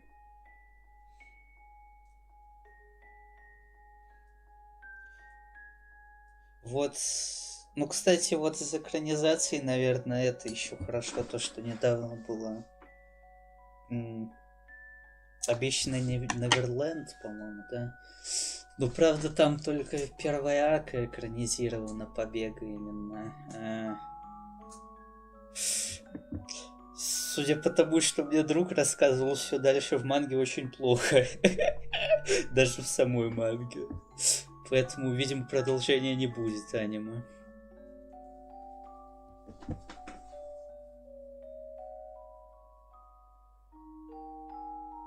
А, вторая будет? Че, серьезно? Его подаруют. Там же такая клоунада будет дальше. Я не до конца прочел, но там уже тяжело было немножко.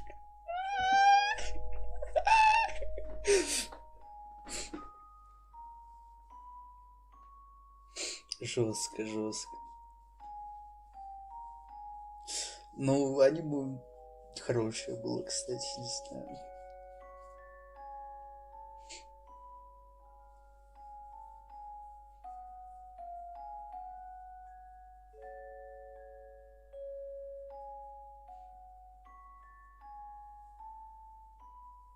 Я даже не слежу на самом деле особо.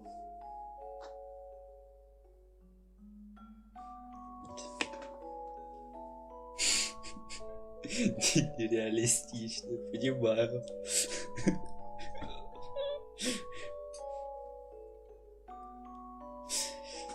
Но это первая арка еще нереалистична, а дальше уже шиза какая-то. Если честно. Типа, вот эта нераскрытость мира, которая в первой арке, она даже на пользу идет, потому что там, ну, шиза какая-то начинается дальше.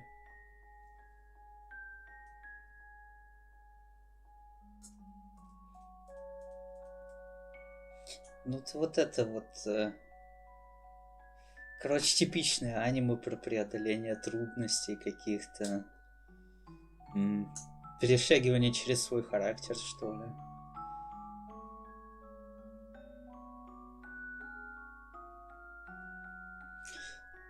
Из ленты дверью.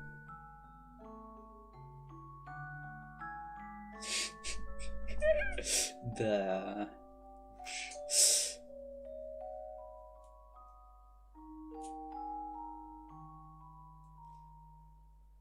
Я не помню, чтоб там Я не помню, чтобы там кто-то изолентой дверь заматывал.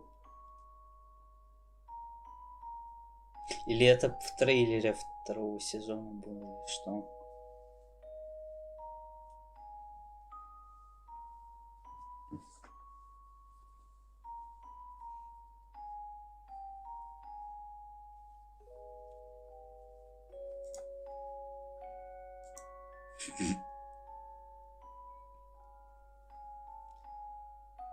А, понял. Да, понял. Да, понял. Ну да, правда.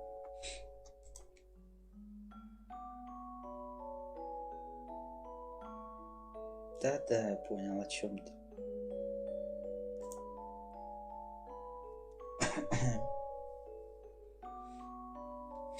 А то, что они пиздели через стаканчики, это реалистично, да? Но я, кстати, не пробовал. Не то, чтобы я как бы свечку держал, но, по-моему, какая-то стрёмная тема.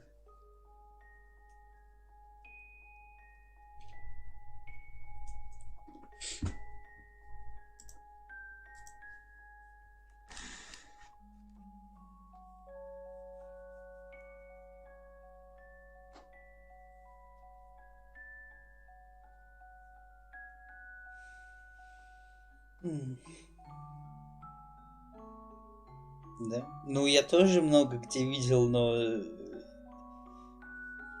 я не уверен, что это как бы реально.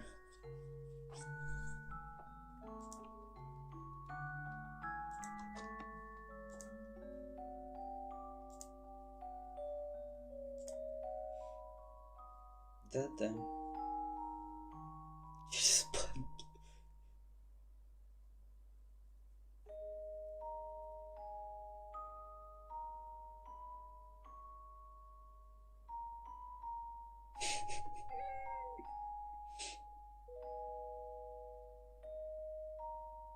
Да.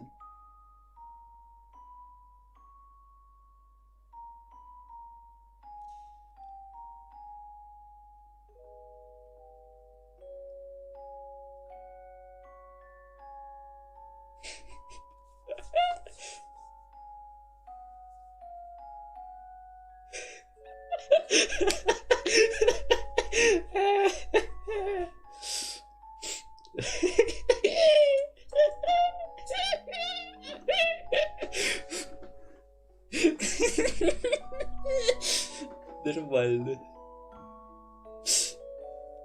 Понял, да, инкубатор.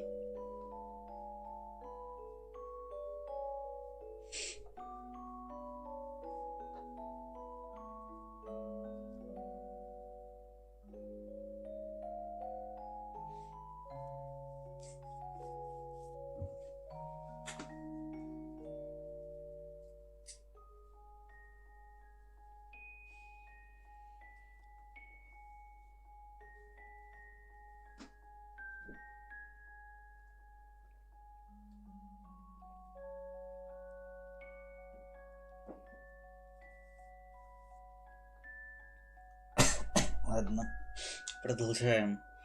After all, that day was a self-study session. Other classes had it too, so students could enter our class to mess around, even pretend to be a student in the next seat over. I thought to myself, but from her sad expression I couldn't sense that kind of extraordinary ambience about her. If she had projected a more mischievous expression, then there might have been room for that kind of thinking.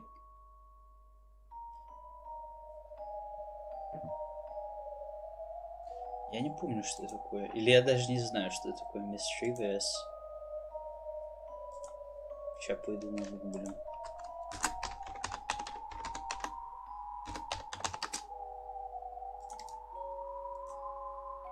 Злорадный, озорной. Ну... Ладно.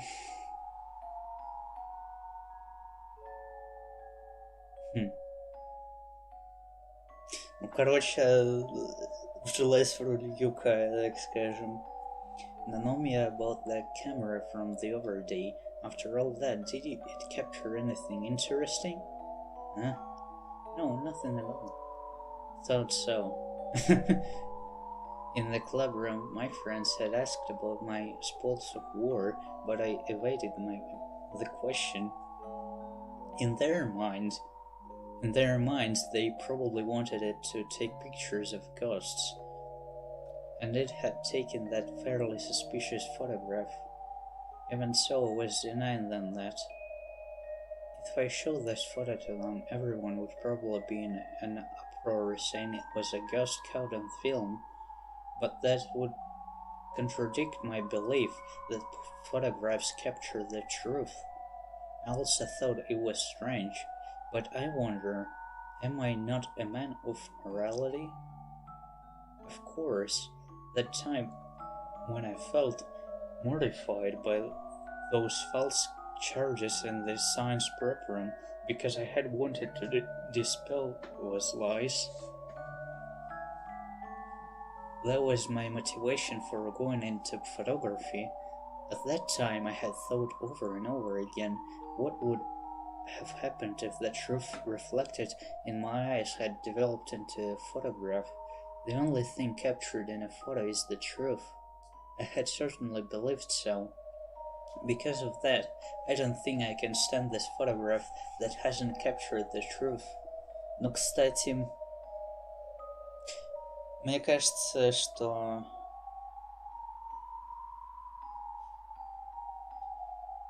у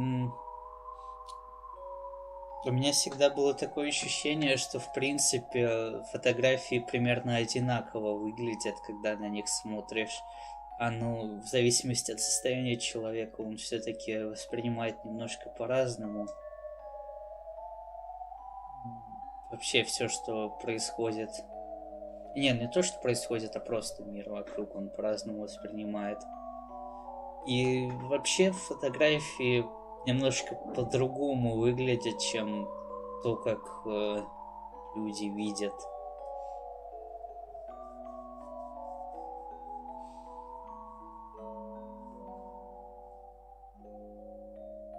Ну, зеркала, по-моему, зеркала более-менее таким эффектом не обладают. То есть они просто отражают свет, так что, ну... Да, там, в принципе, просто отражение света от поверхности, так что, ну... Никакого изменения и не должно быть, наверное.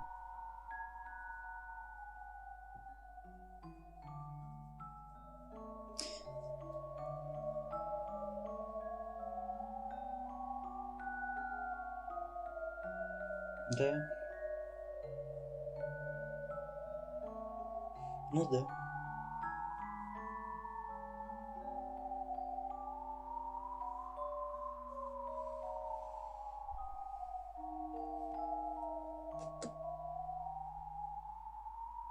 Да, можно.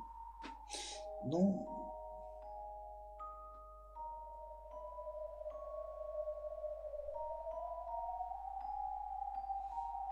Да я вообще особо никогда не увлекался фотографией, но я примерно понимаю. Просто, ну, в моих глазах фотография, ну, это вот было такое направление как бы в искусстве, как реализм, который нужен был, чтобы портреты там писать, какие-то важные события запечатливать, но... То есть это, конечно, имеет свою нишу, но как часть искусства это, ну, такая довольно приземленная ниша.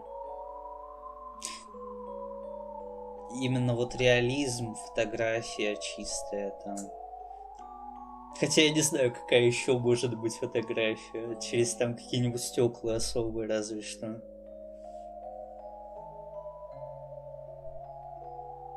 Не то, чтобы это плохо, но... В принципе, это ни к какому развитию искусства не идет. Хотя что я вообще подразумеваю под развитием искусства, да? Да, можно обрабатывать, но да, это другое, это уже типа постпродакшн такое.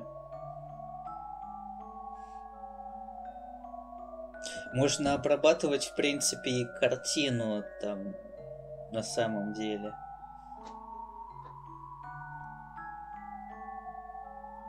По-своему. Я просто на самом деле не думаю, что есть какой-то общий там прогресс или развитие в искусстве, что оно как-то эволюционирует.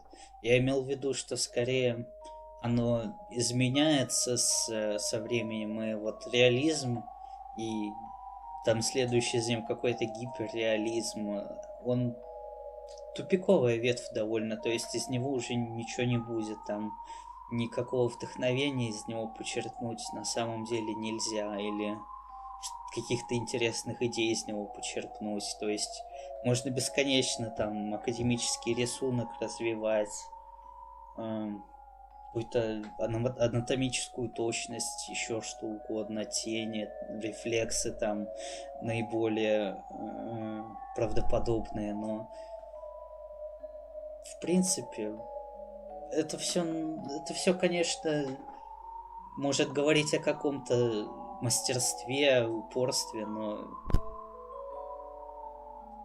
ни к чему такому новому это не приведет, в принципе. То есть такое довольно этим заниматься. Ну, по моему мнению. Не то чтобы я там любил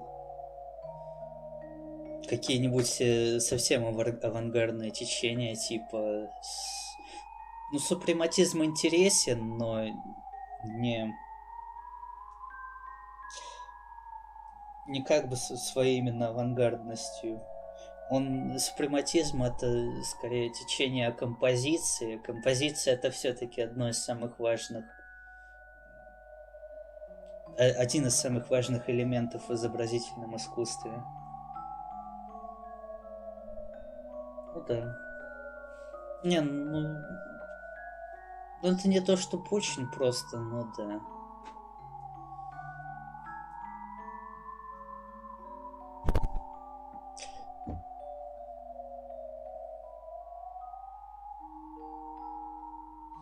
Просто, картина, она все-таки вот такое изобразительное искусство, которое, развитое в развитых культурах, таких как Франция, Италия, даже Испания в какое-то время, оно переходило в такое... Оно уходило от такого чистого реализма. Ну или неразвитое, например, да, в христианстве не очень поощрялось как бы изображение точное, реалистичное окружение, да. Это в исламе вообще это было запрещено как бы. Ну, человека точно, по-моему, про животных тоже, по-моему. Поэтому у них вот было декоративно-прикладное развитое искусство. Всякие, как их, узоры там, фрески. Ну, этих не было у них витражей. Ну, ничего, тоже нормально.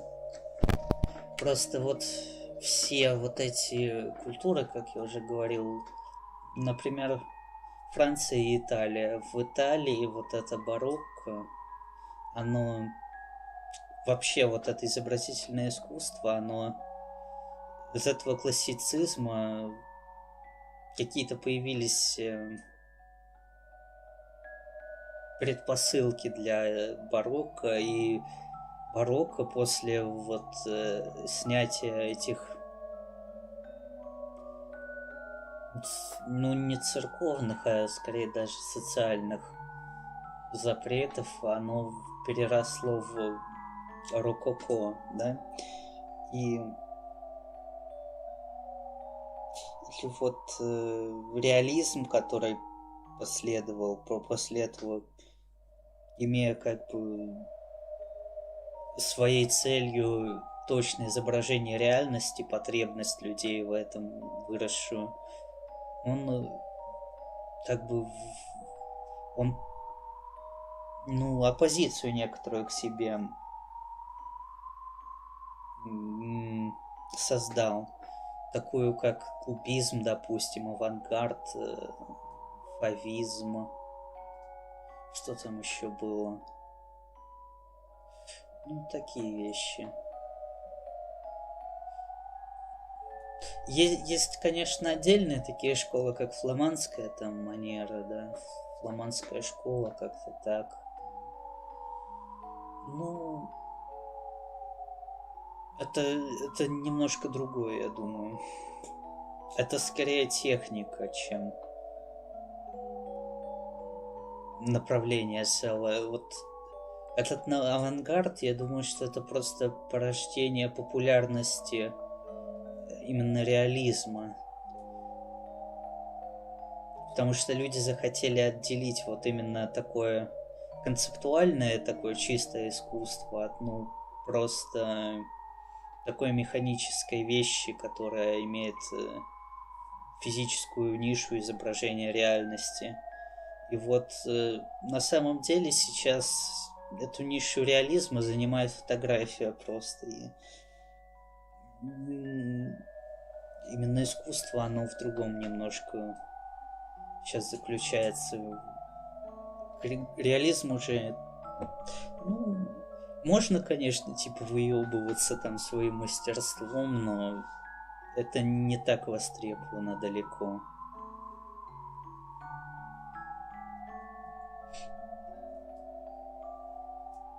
Вот, вообще, насчет востребованности, может и востребовано. Люди, наверное, некоторые еще портреты заказывают, да. И какую-то нишу, наверное, все еще занимает такой винтажности, да. Вот что совсем в упадок пришло, это, наверное, скульптура. Там с ней, конечно, плоховато, наверное, так массово.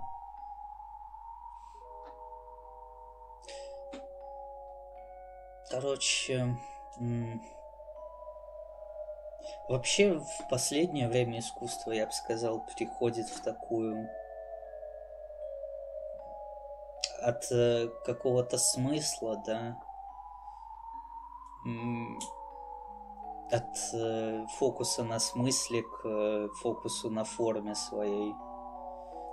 То есть вот тот же супрематизм, который являлся чисто направлением у композиции художественной, в котором цвет, конечно, имел там важность, но не такую. То есть именно формы и их композиция на каком-то промежутке, да, играла. Да, это и было единственным составляющим этого течения. Вот это течение, оно очень сильно как бы повлияло на прикладное искусство, на те же, не узоры, на дизайн тот же, допустим, да,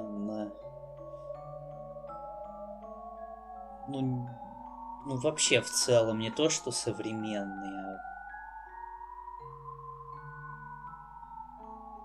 в общем, так скажем. Хотя и сейчас существуют, в принципе, разные стили дизайна, от модерна там до...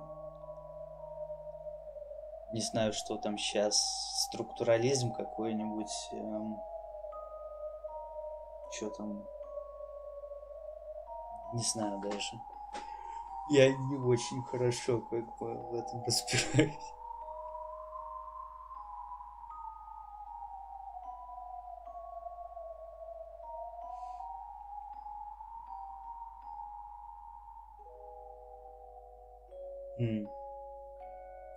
Ну, Понимаешь, вот именно вот это переход от, ну не то что наверное, даже не от смысла к форме, а от такого специфической формы, которая сама в себе несет какой-то смысл, к просто форме. Да? Да, получается так. Это... Ну, модерн тоже такой, со своим, ну, реализмом, что ли. Тоже такое, на самом деле. На самом деле, что забавно, считается, что вообще парадигма модерна, она ушла с Первой мировой войной, с разочарованием как бы человечества вот в идеалах прогресса и так далее, в развитии движения каком-то, да, вот в этом христианском понятии, как в каком-то движении куда-то, что, например, время линейно и так далее, что история, она начинается и идет куда-то, да.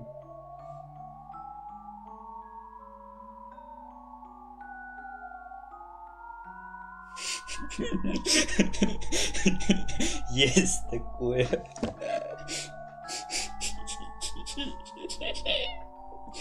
Ну, у нас, кстати, дует, в принципе, сильно. Там метель какая-то. О чем бишь я был-то? Да, о форме, да.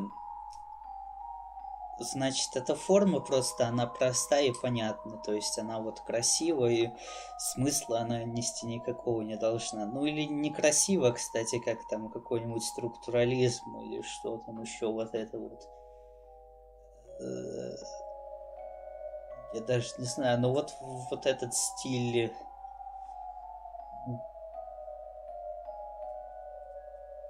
панельных домов, там этих столов прямоугольных, которые как шкафы выглядят в раздевалке. Железные этим. В американских школах еще.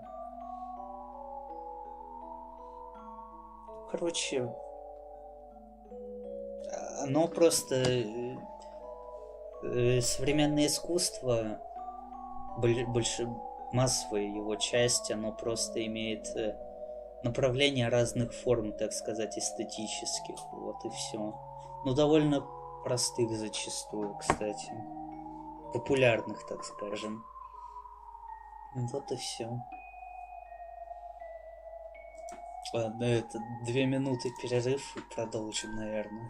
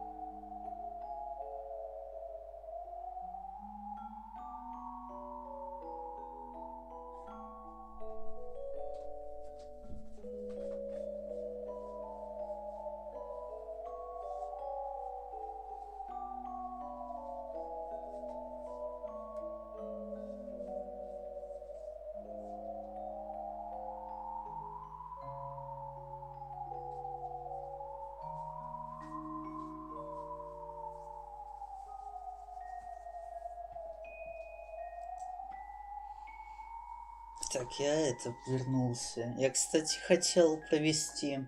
Ну, не провести, сделать стрим по фавизму, там, затереть про перспективу, про отсутствие перспективы, там, про иконы. Вот что-то такое. Это довольно интересно, по-моему. Ну, может, еще сделаю. Но это надо готовиться просто, если честно, лень, конечно. Ну, когда-нибудь, может, и будет.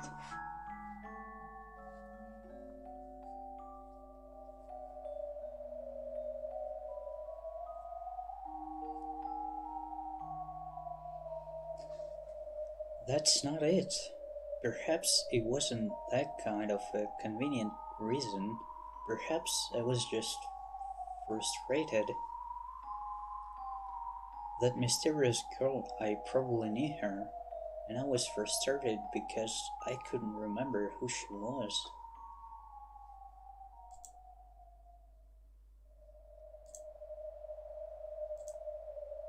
After an exchange with my friends in the club. Блин, это выглядит как, короче, этот подвал, где Владрис ходит.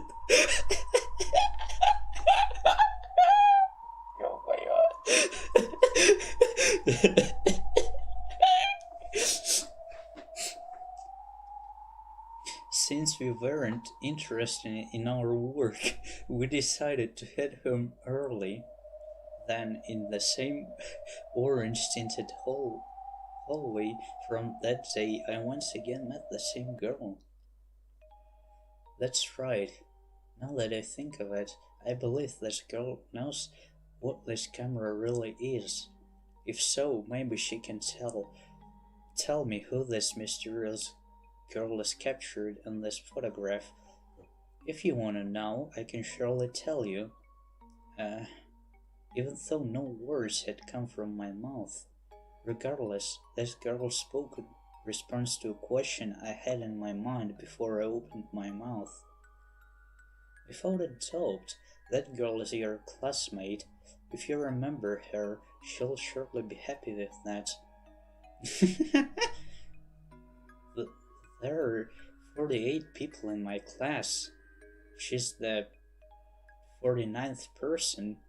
If in the class register and photos her name isn't mentioned anywhere. Everyone went and forgot her, you see. It's his fault.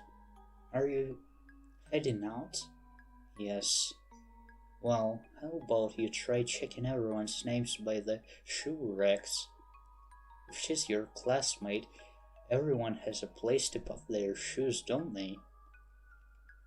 There might be ways to tease someone by hiding their desks and chairs, but there's probably no way to hide a locker in its entirety. Checking the shoe racks. By doing that, could I learn the girl's identity, even though her name wasn't on the class register? For her name to be left on shoe racks, that's hard to believe. But that strange girl was saying I should try checking there.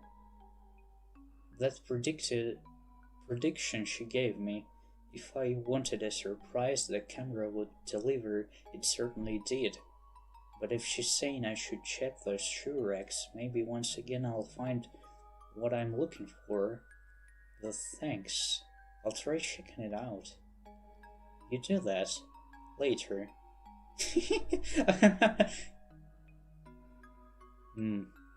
Aren't you heading home? Huh? On this kind of feeling, for that girl to be walking on the opposite direction of the exit, I felt something was a bit out of place and spoke to her. If she was taking part in club activities, she'd be at her club room or the gym. She'd just stay at west of the gym. If she were returning home, she'd be heading to the same exit I was. I had no idea what she was doing based on where she was headed. Even the way she walked She projected a certain atmosphere as if she were taking a leisurely stroll on lunch break.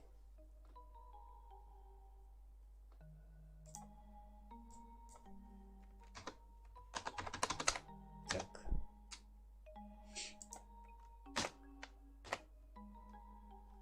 Leisurely, неторопливый. Ну хорошо.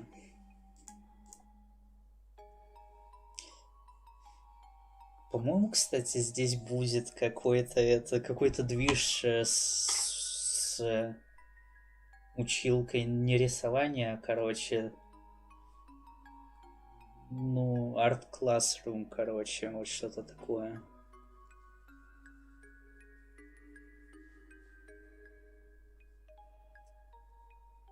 And then she giggled and smiled. Thanks. Why was I suddenly being thanked? I had no idea. The exit is for leaving the school and returning home, you see, so it's useless for me. Well, how about you head home? Your classmates have already left long ago, haven't they? So her class hadn't left school yet then. I noticed her figure vaguely distorted somehow.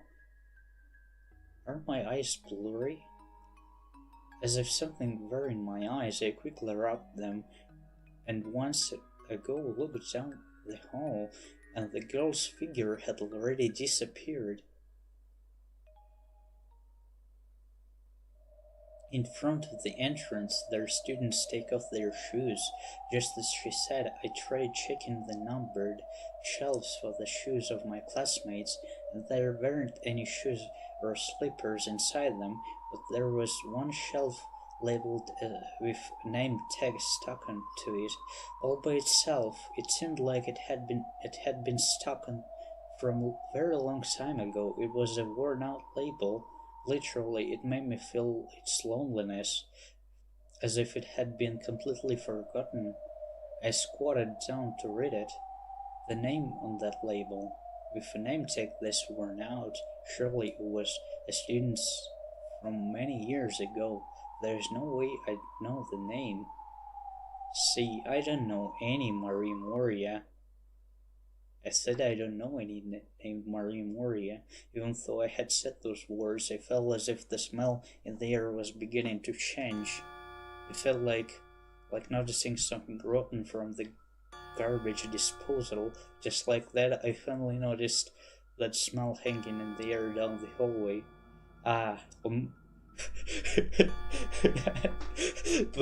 Почувствовал амбре из танкера, видимо.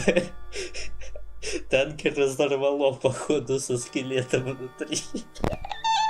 Что-то такое. Even though I should have noticed it sooner, I had no idea how long it had been in the air. But now that I've realized it, I remember now that it had always been there. Marie Moria.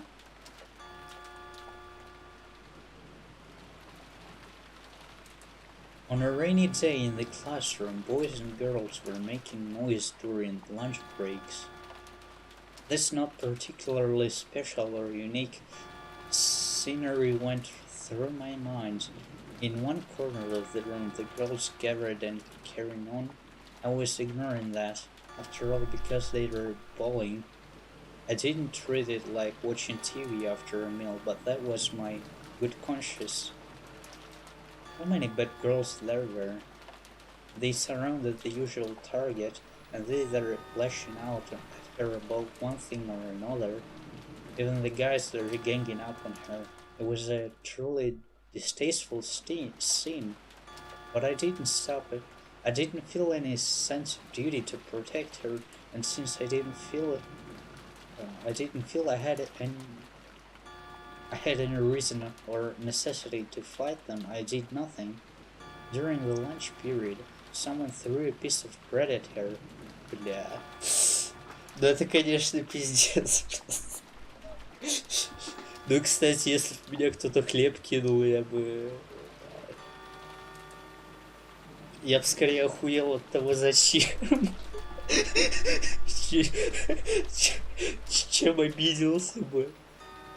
То есть это какой-то неочевидный такой акт действия даже. That hit her head and landed in someone's balls too. They said it seemed polluted and they couldn't eat it, and so on and so forth. As for there, in that process there was any value, and accosting her, I couldn't tell. Of course, because I had no desire to intervene, I didn't need to understand it any yet. And yet, if they think it's your fault, then apologize. You should have said, "I'm sorry" earlier. That's right, I'm sorry. Say it. I I did nothing wrong. Why do I have to apologize? Who are you kidding? Everyone hear that? What do you think? So who do you think is wrong here? They have the verdict. Moria is guilty. Moria sound in pain, in bitterness, biting hard on her lower lip, hung her head in shame.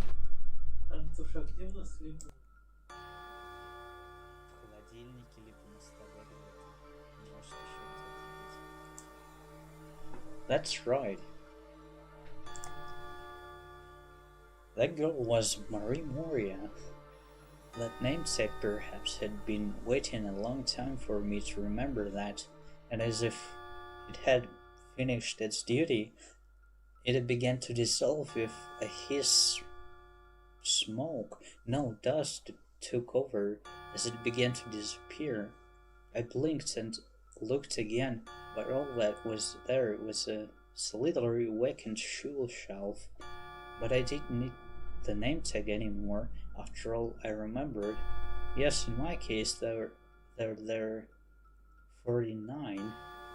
I ran back to the classroom and saw I recounted the number of desks.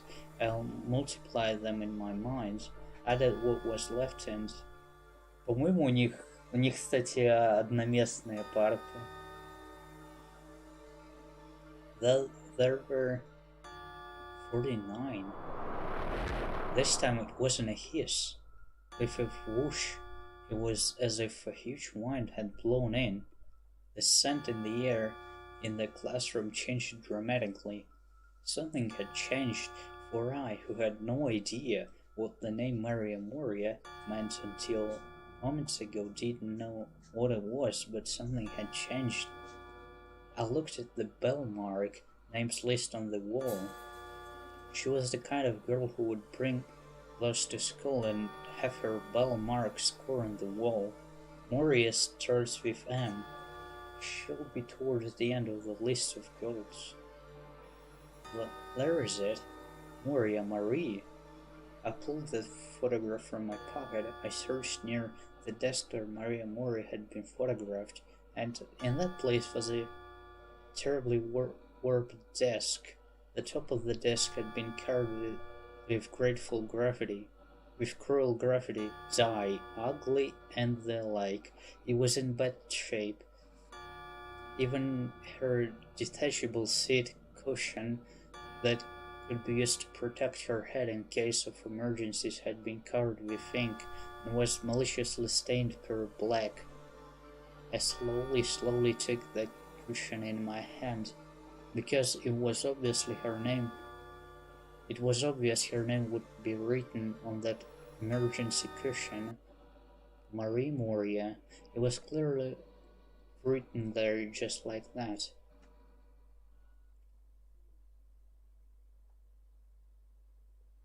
I decided I'd make a detour before heading home. I didn't understand what that camera wanted to tell me, but it passed into my hands, and with it I took that photograph. And aside from capturing that girl who shouldn't be there, it must have some meaning.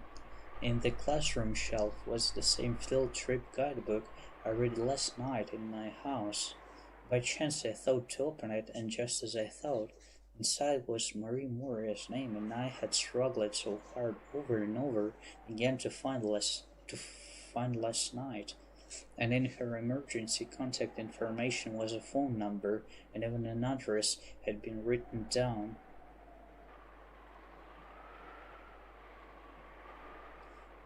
The address was on the way home. It was a public apartment complex. I checked the mailboxes by the elevators. There was no mistake. Among the names by the mailboxes, the name tag for Moria was there. That's it. There was no room for doubt anymore. And I remember Marie Moria really had existed. She was our classmate. She really did exist, and she even had a home here.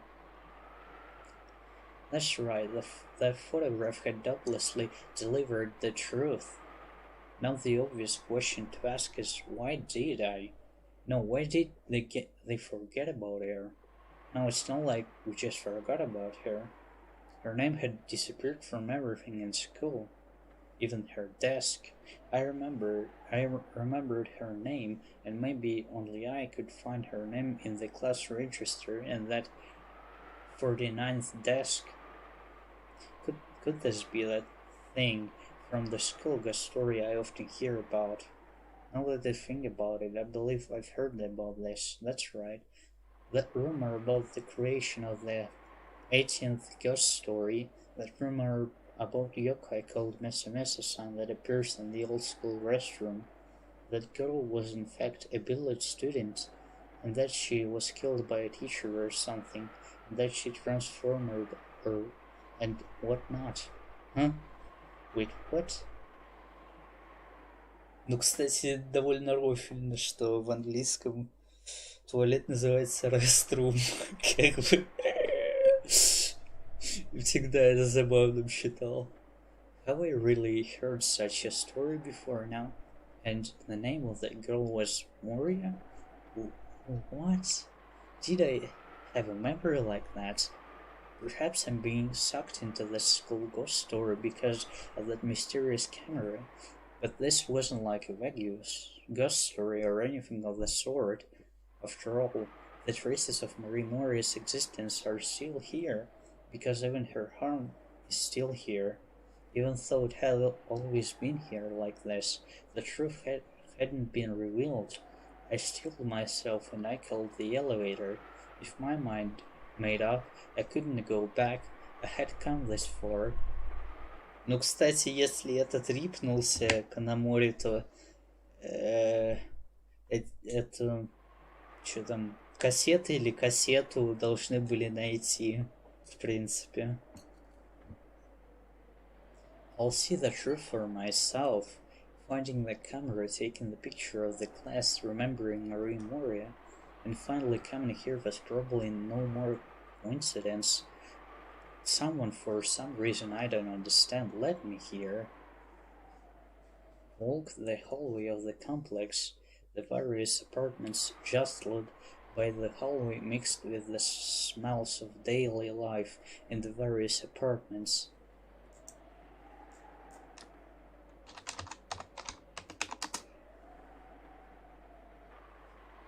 Jostled — это теснились, видимо. Толкать, затолкать, тесниться. Нормально.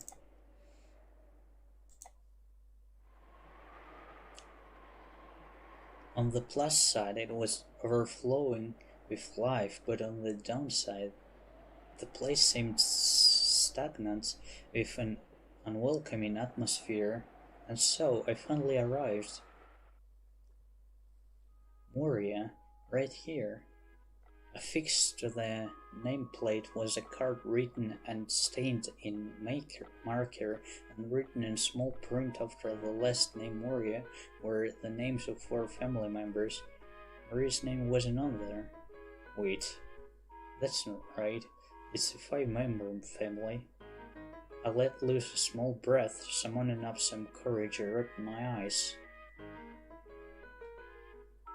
Marie Moria? It was as if her name alone had been revered, and as if the nameplate remembered her name. At the end of the 4 names in the family regularly, Marie began to surface. I thought to ring the doorbell, but there was a sticky note there. Out of order, please knock. I looked at the electric meter. It was moving in a way that suggested the family was home.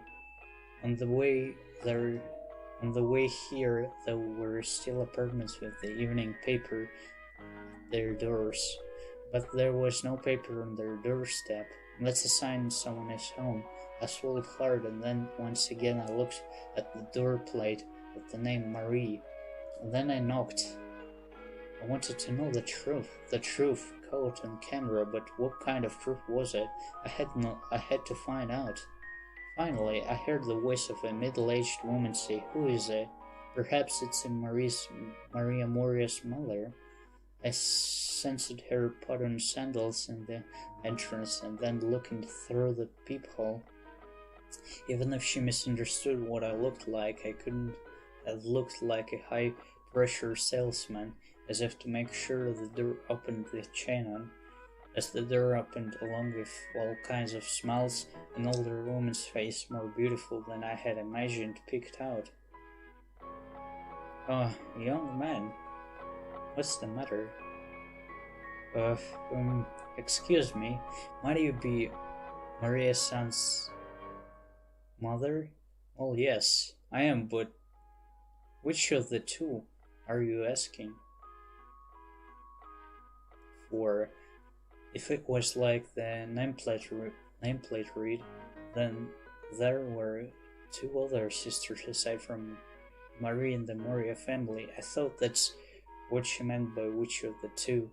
While saying Marie had two sisters implies she exists, then if she didn't exist, asking for her might have seemed inappropriate, and the way she put it made it sound like there were only two. There was no doubt she didn't recognize Marie. Well, it's about Marie Moria. Huh? Who? Her mother didn't react to the name Marie. She had decided I must have been asking for another one of her daughters. So she must misheard Marie's name, but I had anticipated that reaction as well. If I'm guessing right, normally we can remember Moria. Without seeing that photograph I took with that camera, I can't remember her. So I took that photo from my pocket, and while showing it to her mother, I pointed at Marie Moria. It's about this girl, you see. She does live here, doesn't she? Huh? Which girl? Huh? May I have a look at this photo for a bit? With a profile as small, even pointing her out with my finger was difficult to indicate where she was. Her mother, with those small silvers so close to her, stared intently at it. I wonder, maybe her memory won't return. Perhaps she'll just think I tricked her into looking at some weird photo. No, that's not right, because if a person saw a photograph they're indifferent to, they wouldn't concentrate on it for a long time like she was doing. Because I had the same experience, I knew her mother was beginning to remember. Well, don't you remember her? Remember?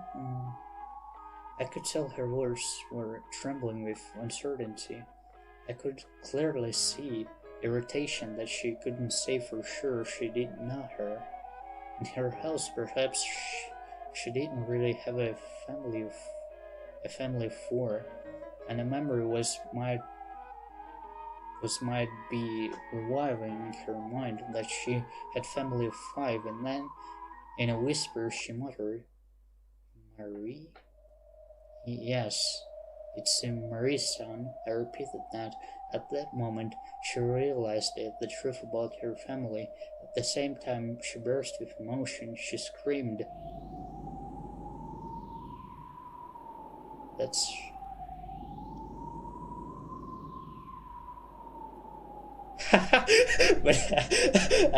Они походу не заметили, что она исчезла. Рофлокоптеры. Брух. Я, кстати, не понимаю, как это. Учитывая, что там даже менты были. Чисто клоунада.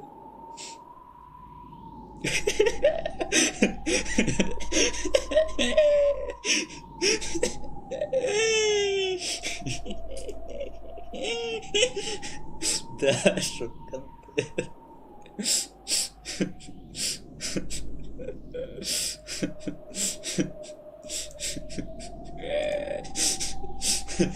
Marie, that's right. Marie didn't came back for ages. Я не знаю, я didn't came back, это очень всрато, как бы. Осуждаю, как бы, такую грамматику. Where is Marie? She never came back, never came back. Where's Marie? Hey, where is she? She's been gone for days, you know. Ah, it's my fault. I forced her to study, never thinking of the girl's personality. Now she doesn't know her own home. She won't come home. She's afraid of me and she ran away. It's my fault. Where's Marie? Marie, please, come home. Я не буду орать дальше, все.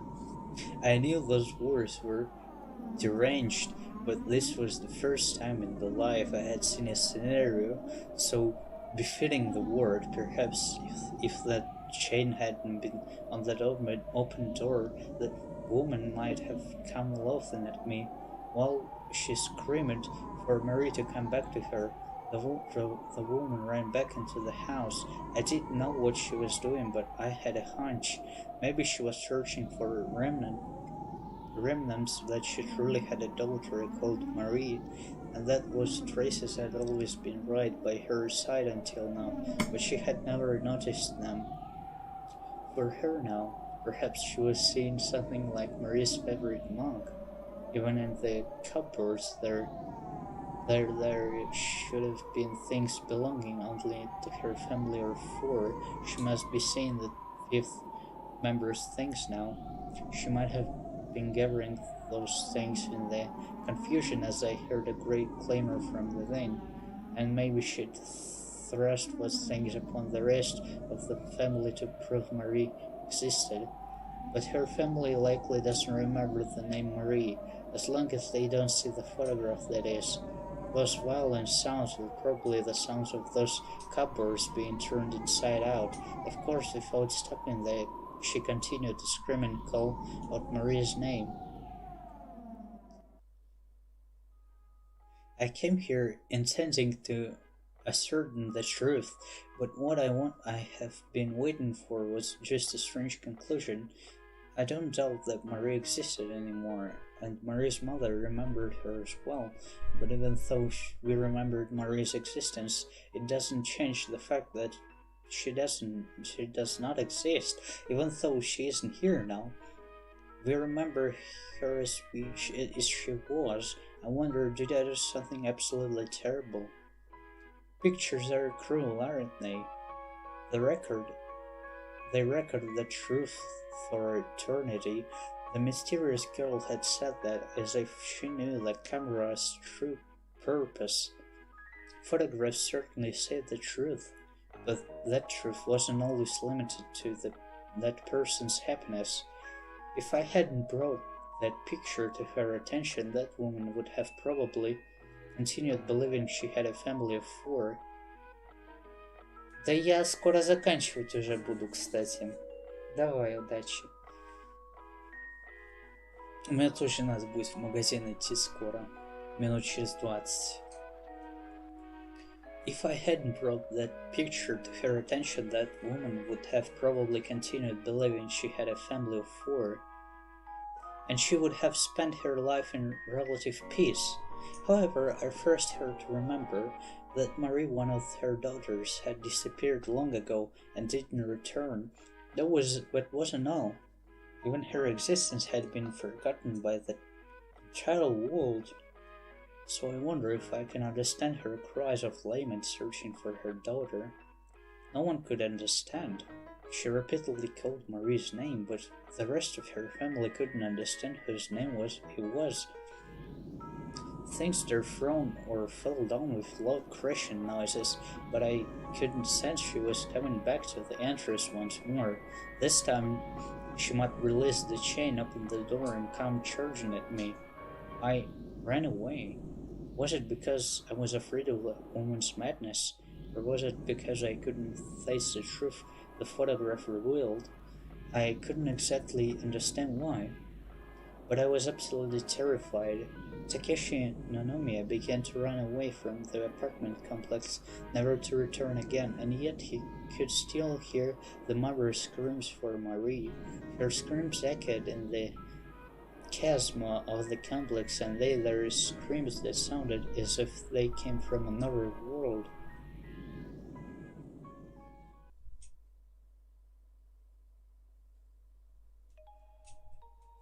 Since I ran in confusion, I couldn't tell how many wrong alleyways I went down, but since I knew I was somewhere in the neighborhood, without noticing it, I walked down a narrow alley that I had never walked down before. Rather than going down a crowded wide avenue, I felt more comfortable in a forgotten narrow alley where no one would see me. I decided to take out the photograph once again. After checking around to make sure no one else had slipped into the seldom traveled street, I took it out. No matter how many times I looked at the capture, the girl's figure recalled to me as if she didn't want to be forgotten. No, maybe she really was. For the first time I thought Marie Moria, who had been completely forgotten for some reason by the entire world, wanting to be remembered, she might have then developed on this still image. However, her expression wasn't clear. She clearly looked as if she wanted to be saved. It was as if everyone in class had to be there, so she was unwillingly placed in the photo. It was a resigned sort of expression. Now I began to wonder. After seeing Marie Moria's mother's insanity, I began to think clearly. Did I take a picture that had to be taken, I wonder? And that photo that wasn't something that could be taken with just any camera. I had discovered something that was hidden, as if asleep from within the jumbled piles of baggage in that place called our clubroom's nest of demons.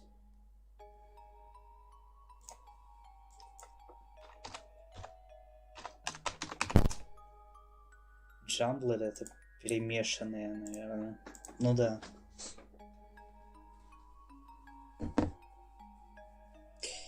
And on a whim, I had taken that picture. No, I'm overthinking it. There was no way someone could rejoice at being forgotten by everyone. She wanted to be remembered by everyone. It must be heartbreaking to have your own family forgotten about you. And so I had to do as she wanted. That's right, absolutely right. It might have been an excuse, but if I didn't think like that, my mind wouldn't have calmed down. I'll head home. I'll go home, get in the bath, and then I'll at least have dinner and wrap myself up in my futon. I had to calm down. I had to think of what I should do, or perhaps if I did nothing, things would be fine and could rest easy. And the skyline from across the alleyway I could see the tall smokestacks of the recycling plant that was also used as a landmark for this area. If I walk that way, I should see a street I know or a leaf.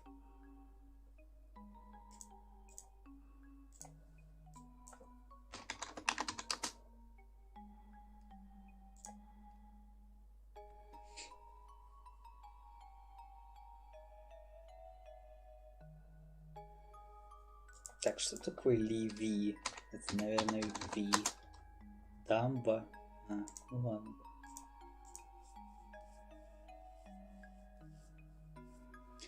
It was the first time I had walked down that street, but although I had lost my sense of direction, without letting that anxiety get to me, I walked down the alley.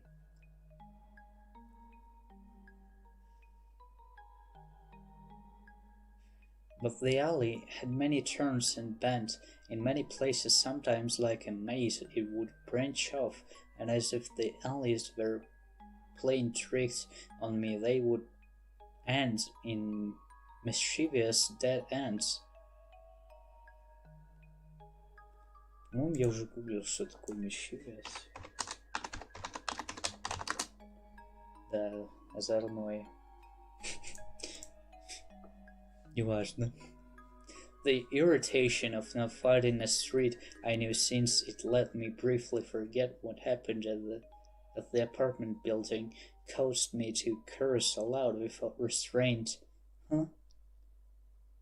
Етить чисто мужчина, бля.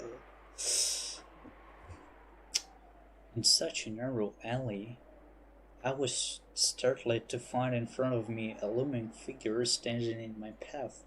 The alleyway was so thin that I wasn't able to pass him without bumping into his shoulders.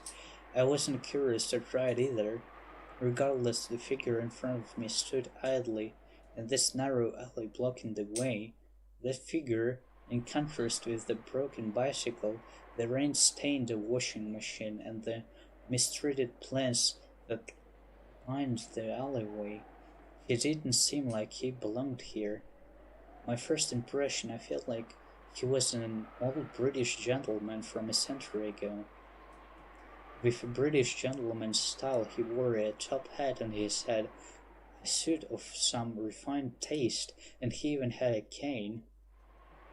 I couldn't exactly make out his features from under his hat, but I could clearly see that he had a well-grown beard and even a monocle.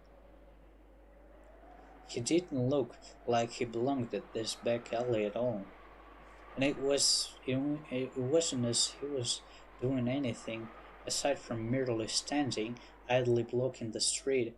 He didn't seem like he was out for a stroll or out to cool off for the evening.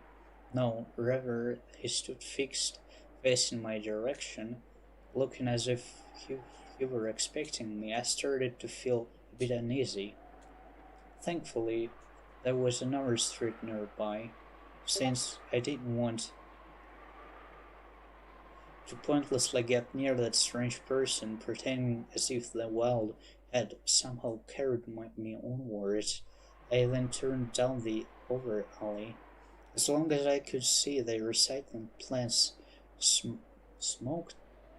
smokestack and use it like a compass, there was no need to adhere to a specific path. Who is he, though, that man? Rather, if I had seen more, had seen someone out walking around in their underwear, which would have seemed more natural in this sloppy back alley, then maybe I wouldn't have felt so uncomfortable. Договариваться уже начинаю. Ну, кстати, можно этого мужчину, так сказать, оставить на следующий раз. But for him to be standing still like that, and to be utterly obstructive, but just like what I did earlier, forgetting what happened just now might be for the best. Once I was satisfied cursing at last, I found an alley heading in the direction of the smokestack. I turned that way. The neighborhood was beginning to darken, and lights began to glow from inside the house. Perhaps some were preparing dinner. With the sound of whence a smell of fried food hung in the air, but even so, without any sign of anyone's presence, this alley was a lonely one. I had taken quite a detour, and I felt I had wasted a lot of time. I had intended just to make a quick stop on the way home from school, but no, it was already getting this dark. Even by the time I left the school, it wasn't particularly earlier either. saying it was expected made sense, but even so, I felt it was a little early to be getting dark.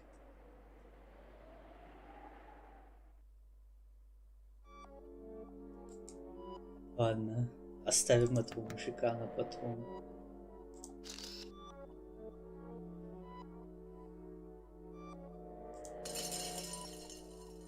Так, сохранилось.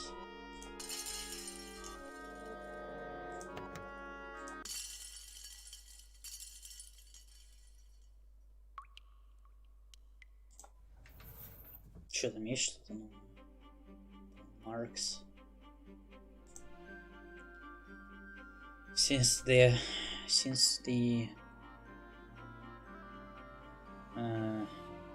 1960s, ball marks have been embedded in Japanese elementary school as a popular activity. Ball marks can be found on many products, and students can cut them out and gather them to turn into their teachers at the end of the month.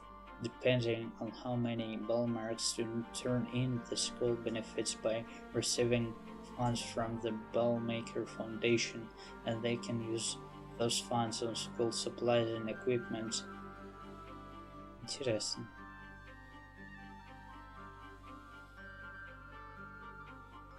Ну, короче, что случилось, в принципе, у нас сегодня?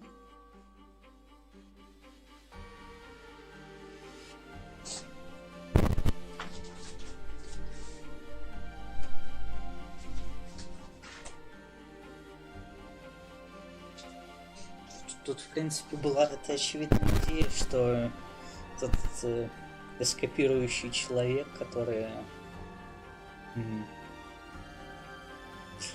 отделяется от общества, наверное, от этого одного целого какой-то группы, то он начинает видеть мир немножко по-другому, не так, как он не таким, каким он является для группы, которой он должен был быть. И